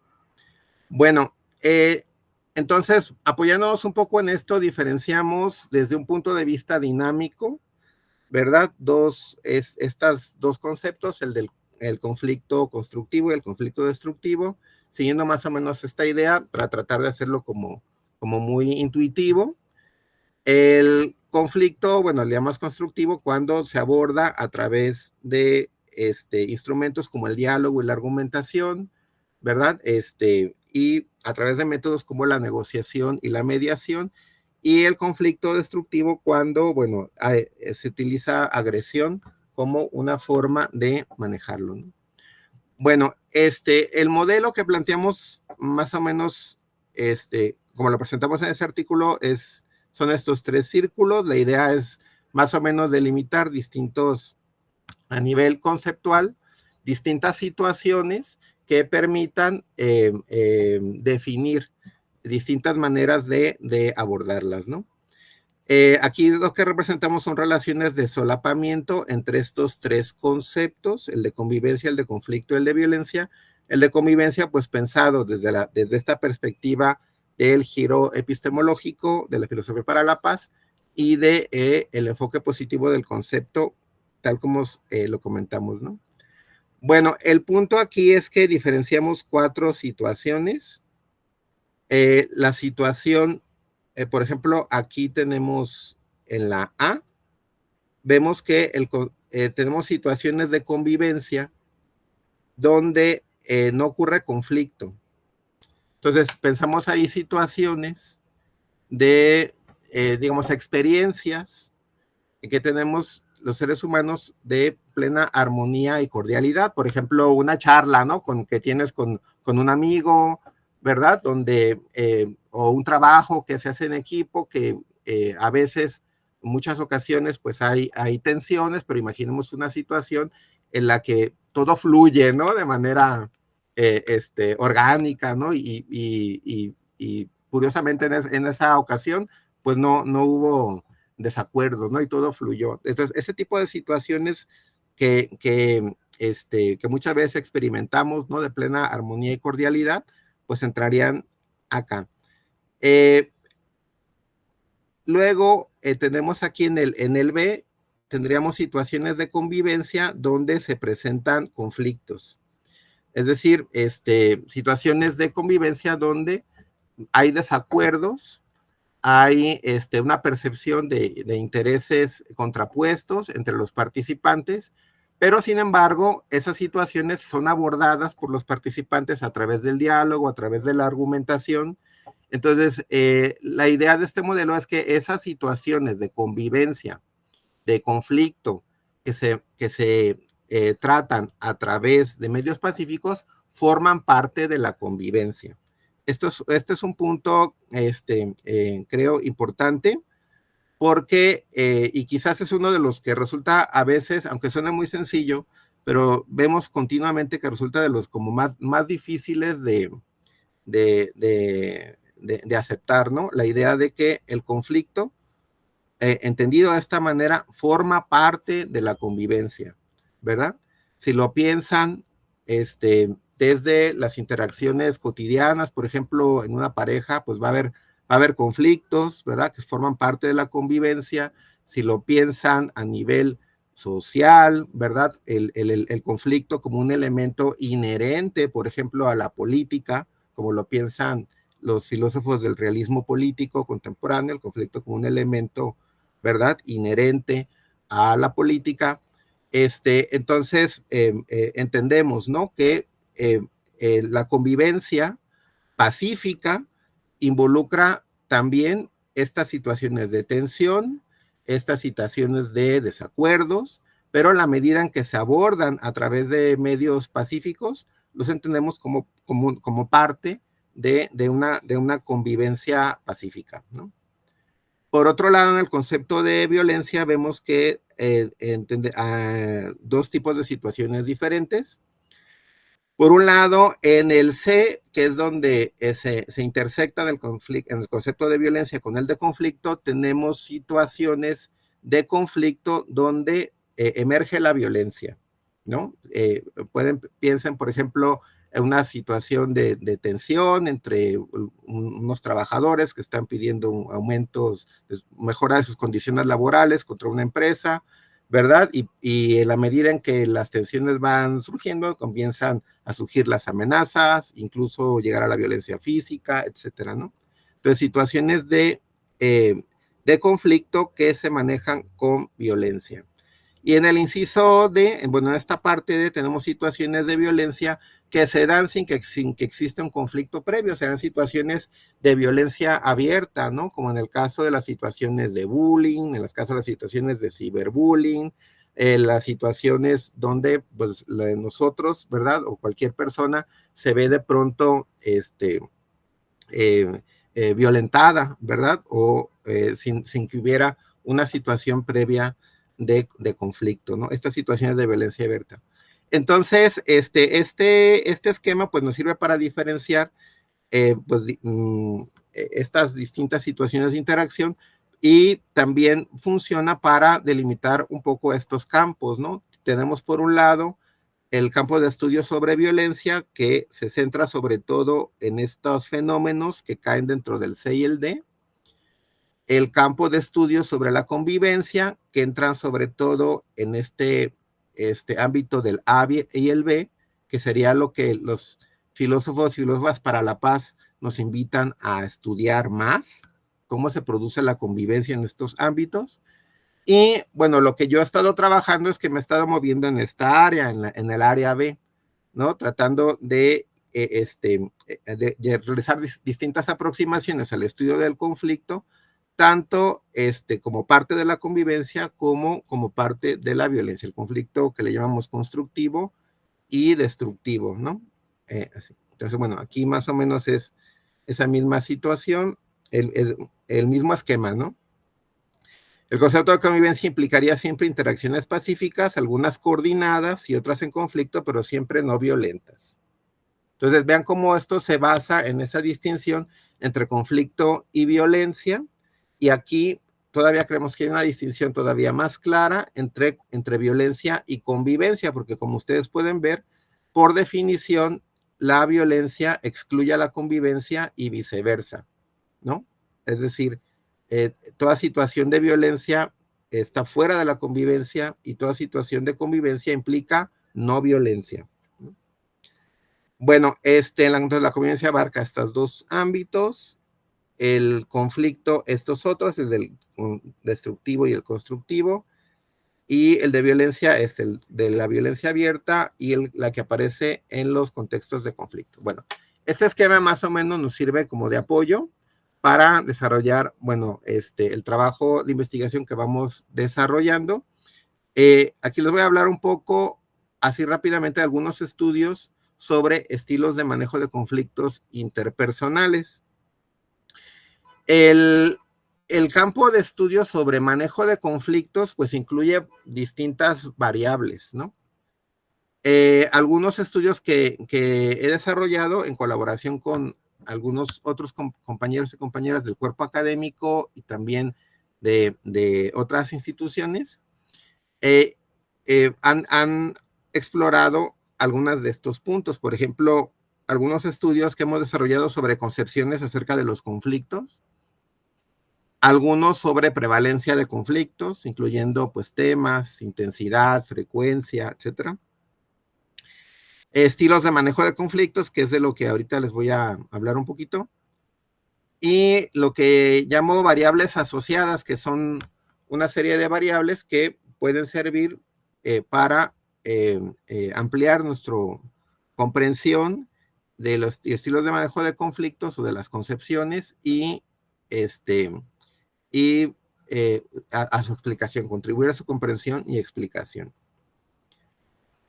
Bueno, estilos de manejo de conflictos se entiende en general, pues las maneras, ¿no?, en que las personas abordamos los conflictos interpersonales que se nos presentan en la vida cotidiana. sobre este concepto, pues hay muchas discusiones, ¿no? Y muchos enfoques.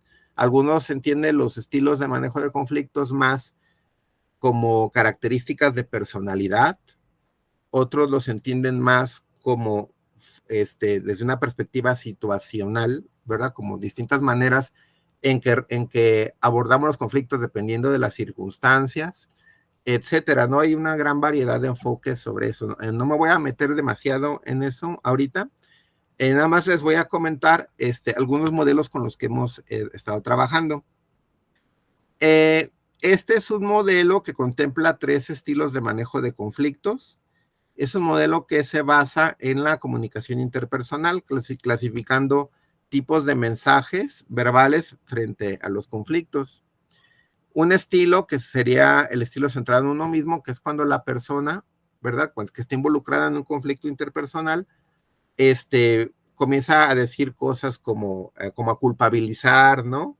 O a ridiculizar, o a decir, aquí se hace lo que yo digo y no importa, ¿no? Entonces, estos tipos de mensajes expresan a actitudes de tipo dominantes e incluso agresivas. El estilo centrado en la otra parte, en este modelo, está centrado en complacer a la otra persona, ¿no? Mensajes es que, bueno, vamos a hacer lo que tú digas, ¿no? Lo que a ti te parezca mejor. Entonces, aquí la persona cede parte de sus intereses para complacer a la contraparte. Y el estilo centrado en el problema sería cuando buscan tratar de integrar ambos intereses, ya sea tratando de llegar a un acuerdo a través de concesiones mutuas, o bien tratando de encontrar alguna solución que permita satisfacer a todas las partes, ¿no? Cuando eso es posible. Entonces, bueno, este modelo de 3 estilos, hemos hecho varios estudios para tratar de ver si con los datos de nuestros jóvenes y adolescentes encontramos elementos suficientes para sustentar la validez de estos modelos, ¿no? Entonces, este es un estudio que desarrollamos con una muestra de estudiantes de secundaria, bachillerato y licenciatura, donde sometíamos a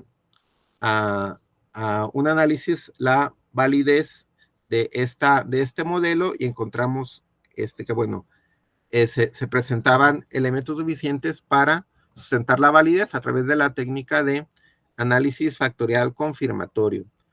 Utilizamos un instrumento que es el de Rossi de Wine, que había sido previamente adaptado por algunos compañeros de Colima. Luego hicimos la adaptación para nuestros jóvenes y adolescentes y llevamos a cabo un estudio con una muestra de más de 1,000 participantes, estudiantes de secundaria, bachillerato y licenciatura. Y bueno, vemos que a través del análisis factorial se encontró evidencia para sustentar la validez de este modelo de 3 estilos, que bueno, luego ya nos sirvió para desarrollar algunos otros estudios. Otra variante de este modelo, ¿verdad? Que utiliza otro cuestionario que se conoce en la literatura como Conflict Talk. También hicimos otro estudio para ver si se validaba y nuevamente encontramos datos importantes para validar el modelo.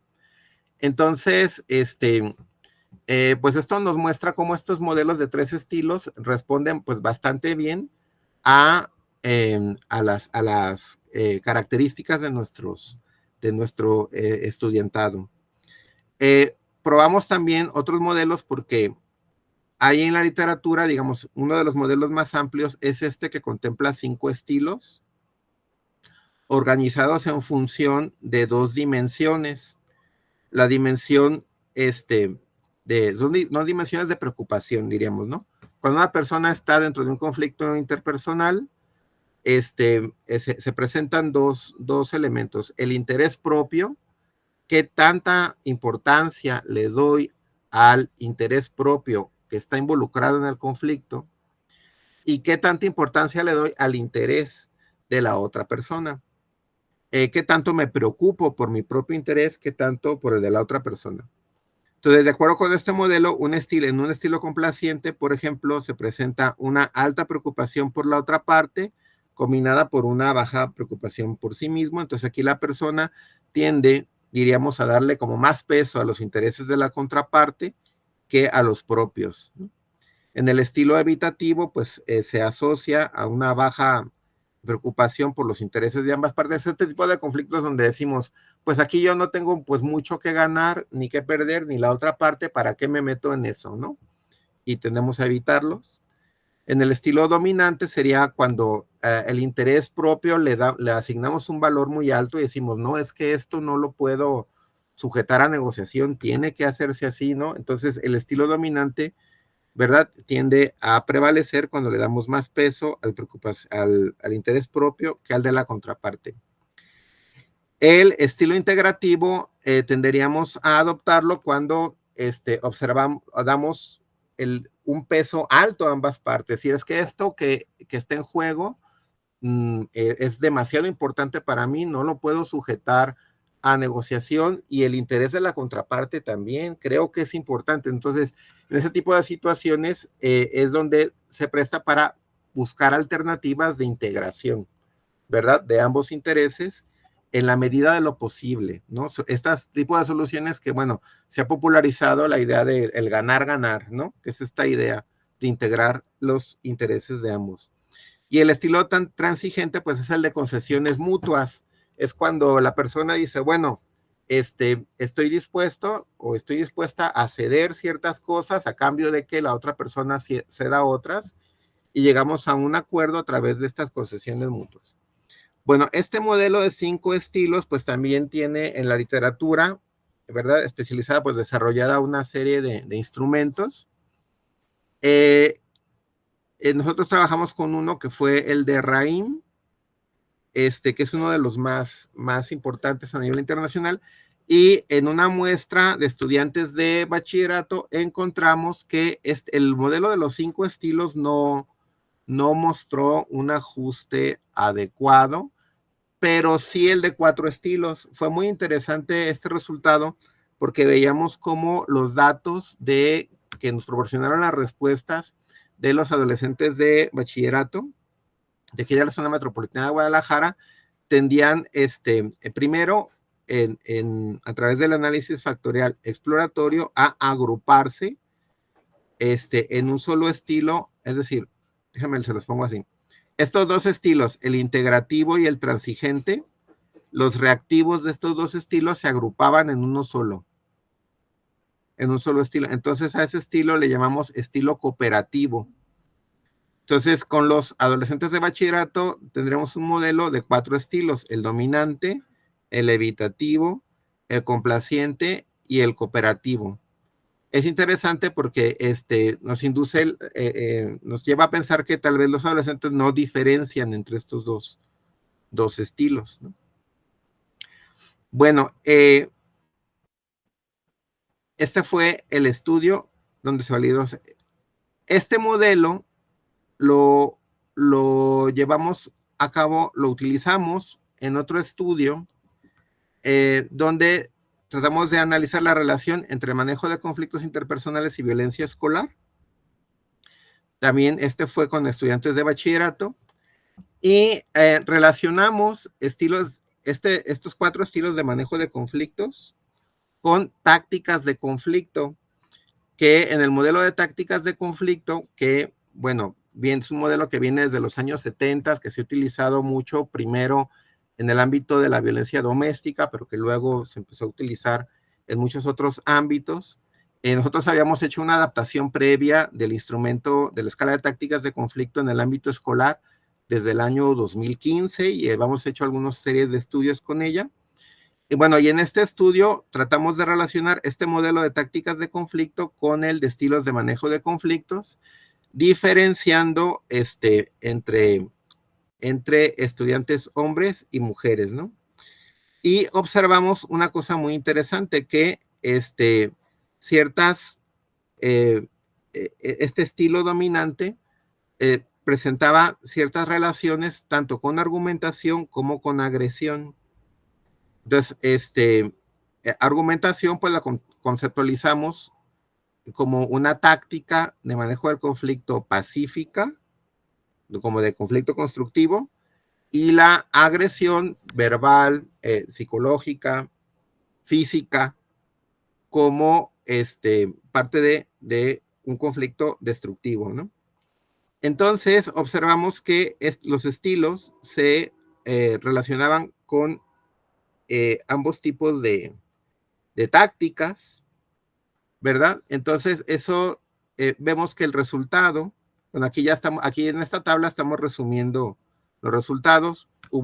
Se hicieron muchos análisis correlacionales, pero este resultado vemos que es congruente con este modelo, porque observamos que los estilos de manejo de conflictos, ¿verdad?, se relacionan con la táctica de argumentación, pero también con las tácticas de agresión.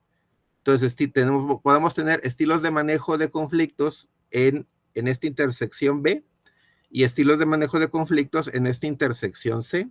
Es decir, diferenciamos entre estilos de manejo de conflictos interpersonales de corte asertivo, les llamamos, aquí en este ámbito, y estilos de manejo de conflictos de corte agresivo, así les llamamos, que estarían situados aquí en esta intersección C. Entonces, desarrollé un instrumento para evaluar esos estilos agresivos y asertivos. En este artículo que se publicó en Sincronía, pues están como las bases conceptuales y el proceso de desarrollo del instrumento, y luego se hicieron una serie de estudios de validación. La manera en cómo definí uno y otros modalidades, bueno, aparecen ahí, sería, en términos generales, un estilo de manejo de conflictos se presenta bajo una modalidad agresiva cuando la persona tiende a emplear modos de comportamiento que impliquen falta de respeto y consideración. Ahí hay, es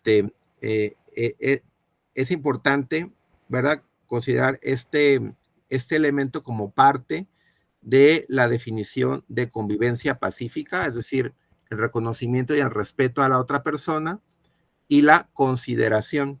De hecho, el concepto de hostilidad lo asociamos a falta de consideración hacia las otras personas, mientras que el concepto de violencia aparece siempre como una falta de respeto, sobre todo desde el punto de vista de los derechos de las otras personas, ¿no? Entonces, doctor, una disculpa, le quedan 5 minutos. Cómo amenazar, ridiculizar, culpar, exigir, presionar, insultar, ofender. O sea, estas distintas formas en que se manifiestan en que se pueden manifestar los distintos estilos de manejo de conflictos. Alguien podría utilizar un estilo dominante, ¿verdad?, a través de estos medios agresivos, o puede intentar manifestar o salvaguardar sus intereses, ¿no?, pero sin utilizar estas formas de comportamiento, ¿no? En ese caso hablaríamos de un estilo asertivo, cuando independientemente del fin que se persiga, la persona aborda la situación usando maneras que impliquen respeto y consideración hacia las otras personas, tales como proponer, pedir, solicitar, convidar, invitar, tratar de persuadir, entre otros. Entonces, entonces la idea del modelo es que los distintos estilos de manejo de conflictos pueden presentarse bajo una modalidad y otra. Primero, para buscar evidencia de validez de este modelo, primero hicimos un estudio con estudiantes de licenciatura, tanto de Kush como de Cooks. Y bueno, este artículo se publicó en diciembre del año pasado y fue una muestra de más de 400 estudiantes. Y bueno, tenemos aquí el modelo para estilos asertivos y el modelo para estilos agresivos. Vemos que en el caso de los estudiantes de licenciatura, ¿verdad?, encontramos datos para sustentar la validez del modelo de 5 estilos. Y bueno, ¿en qué estamos ahorita? Ahorita tenemos dos cosas. Una es comenzar a estudiar cómo se pueden relacionar estos distintos estilos de manejo de conflictos con distintas variables asociadas en el caso de los estudiantes de licenciatura, pero también aplicamos, a ver si la puse aquí. Hicimos una versión del instrumento para estudiantes de bachillerato y se hizo la recopilación de datos en una muestra. Ya la muestra final es de 311, ahorita estamos analizando estos datos. Lo que queremos hacer primero es buscar evidencia de si este modelo se replica con estudiantes de bachillerato, porque, repito, esta validación se hizo con estudiantes de licenciatura. Y segundo, ver cómo estos estilos se relacionan con estas variables, ¿no? Bienestar subjetivo, habilidades de comunicación interpersonal, inteligencia emocional y atención plena. Ya tenemos algunos estudios antecedentes sobre esto, pero bueno, eso es lo que ahorita estamos trabajando. Estamos en el proceso de análisis de datos, ¿no?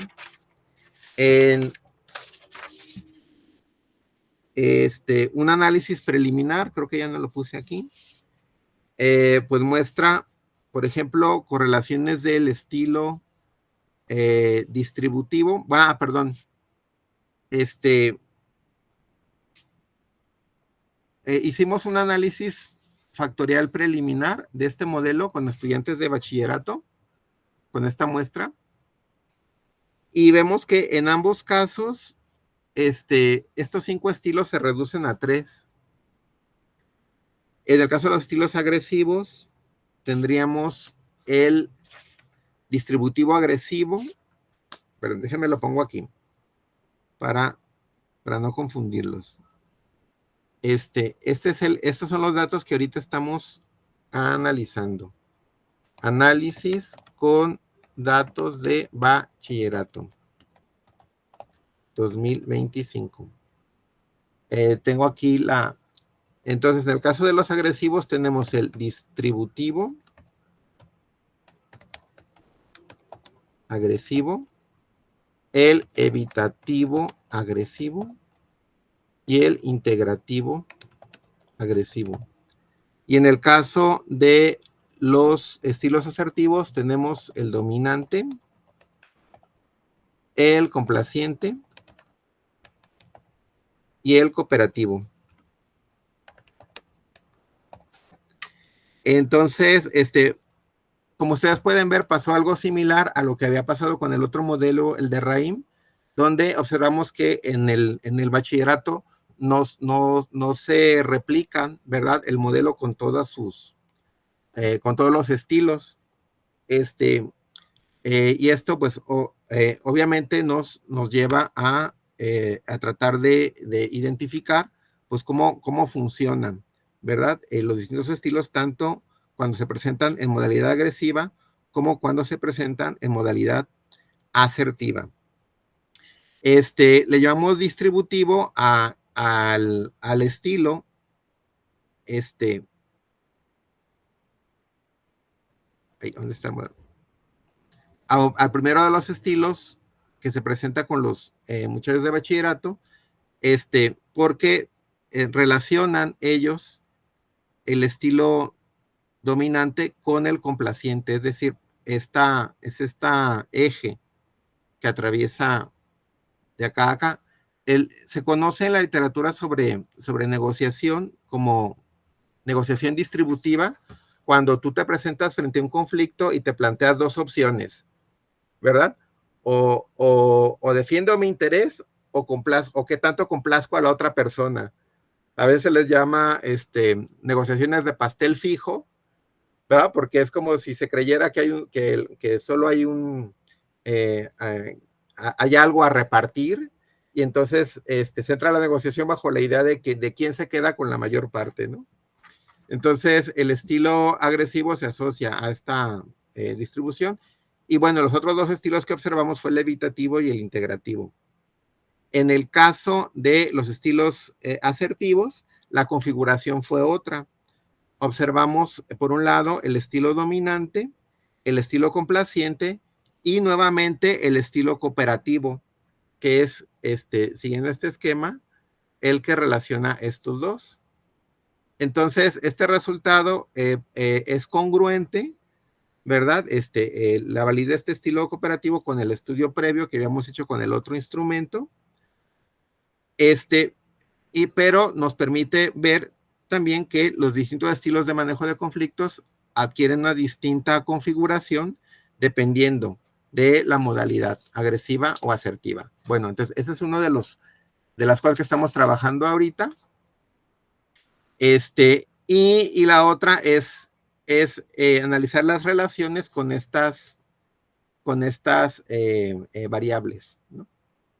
Que es lo que está ahorita en proceso. Y bueno, ya sería todo por mi parte para no extenderme de más. Muchas gracias. Doctor, muchísimas gracias. Muy, muy, muy interesante e importante lo que nos está compartiendo. Ahora pasamos al proceso de preguntas, por favor.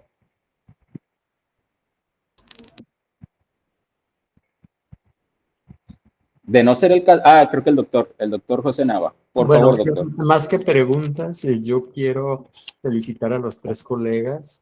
Realmente fuimos testigos, o somos testigos de la calidad de la investigación que se está realizando en el cuerpo académico. Si ustedes, quienes escucharon, están presentes, pudieron notar que cada proyecto pues tiene su propia disciplina, sus propios marcos teóricos, metodológicos, etcétera, pero que finalmente todos dan cuenta de un interés que se tiene por conocer a las juventudes, a las adolescencias, y me parece que eso es algo muy, muy importante. Entonces yo sí realmente estoy gratamente sorprendido por la calidad de los trabajos que se están realizando en el cuerpo académico. Quiero felicitarlos, pues en el caso de David, me da muchísimo gusto que estén jóvenes muy activos participando. Eso significa que pues, está cumpliendo uno de los propósitos del cuerpo académico, que es precisamente incorporar a estudiantes en nuestros proyectos. Entonces, felicito al equipo de David. Yo sé que en todos, hay jóvenes participando, estudiantes, pero de manera muy particular observo eso en David, y lo cual me parece muy, muy acertado. Y desde luego, pues el trabajo de Igor, que me parece muy, muy pertinente en estos momentos en que pues se cuestiona mucho acerca de la participación de los jóvenes en la vida democrática, en los procesos electorales, y creo que hay elementos muy interesantes que Igor ahí nos mostró del por qué a veces la apatía de las y los jóvenes en participar en los procesos electorales formales, instituidos, y que me parece que ahí hay pistas muy, muy interesantes.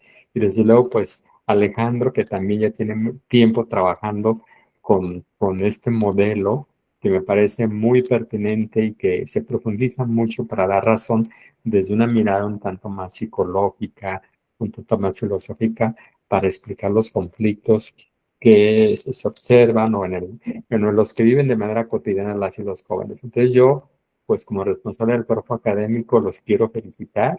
Terminamos la participación del cuerpo académico con las brillantes participaciones de ustedes dentro de las actividades de Comexo, y pues vamos a seguir trabajando porque tenemos pues muchas cosas por hacer en el cuerpo académico, invitando a las y los jóvenes que nos escuchan y ojalá se incorporen en los proyectos. Es muy importante formar jóvenes en la investigación, y pues esperemos pronto tener más estudiantes involucrados. Solamente conocieron 3 proyectos, hay más porque nuestro cuerpo académico está conformado por 6, en este momento por 6 colegas.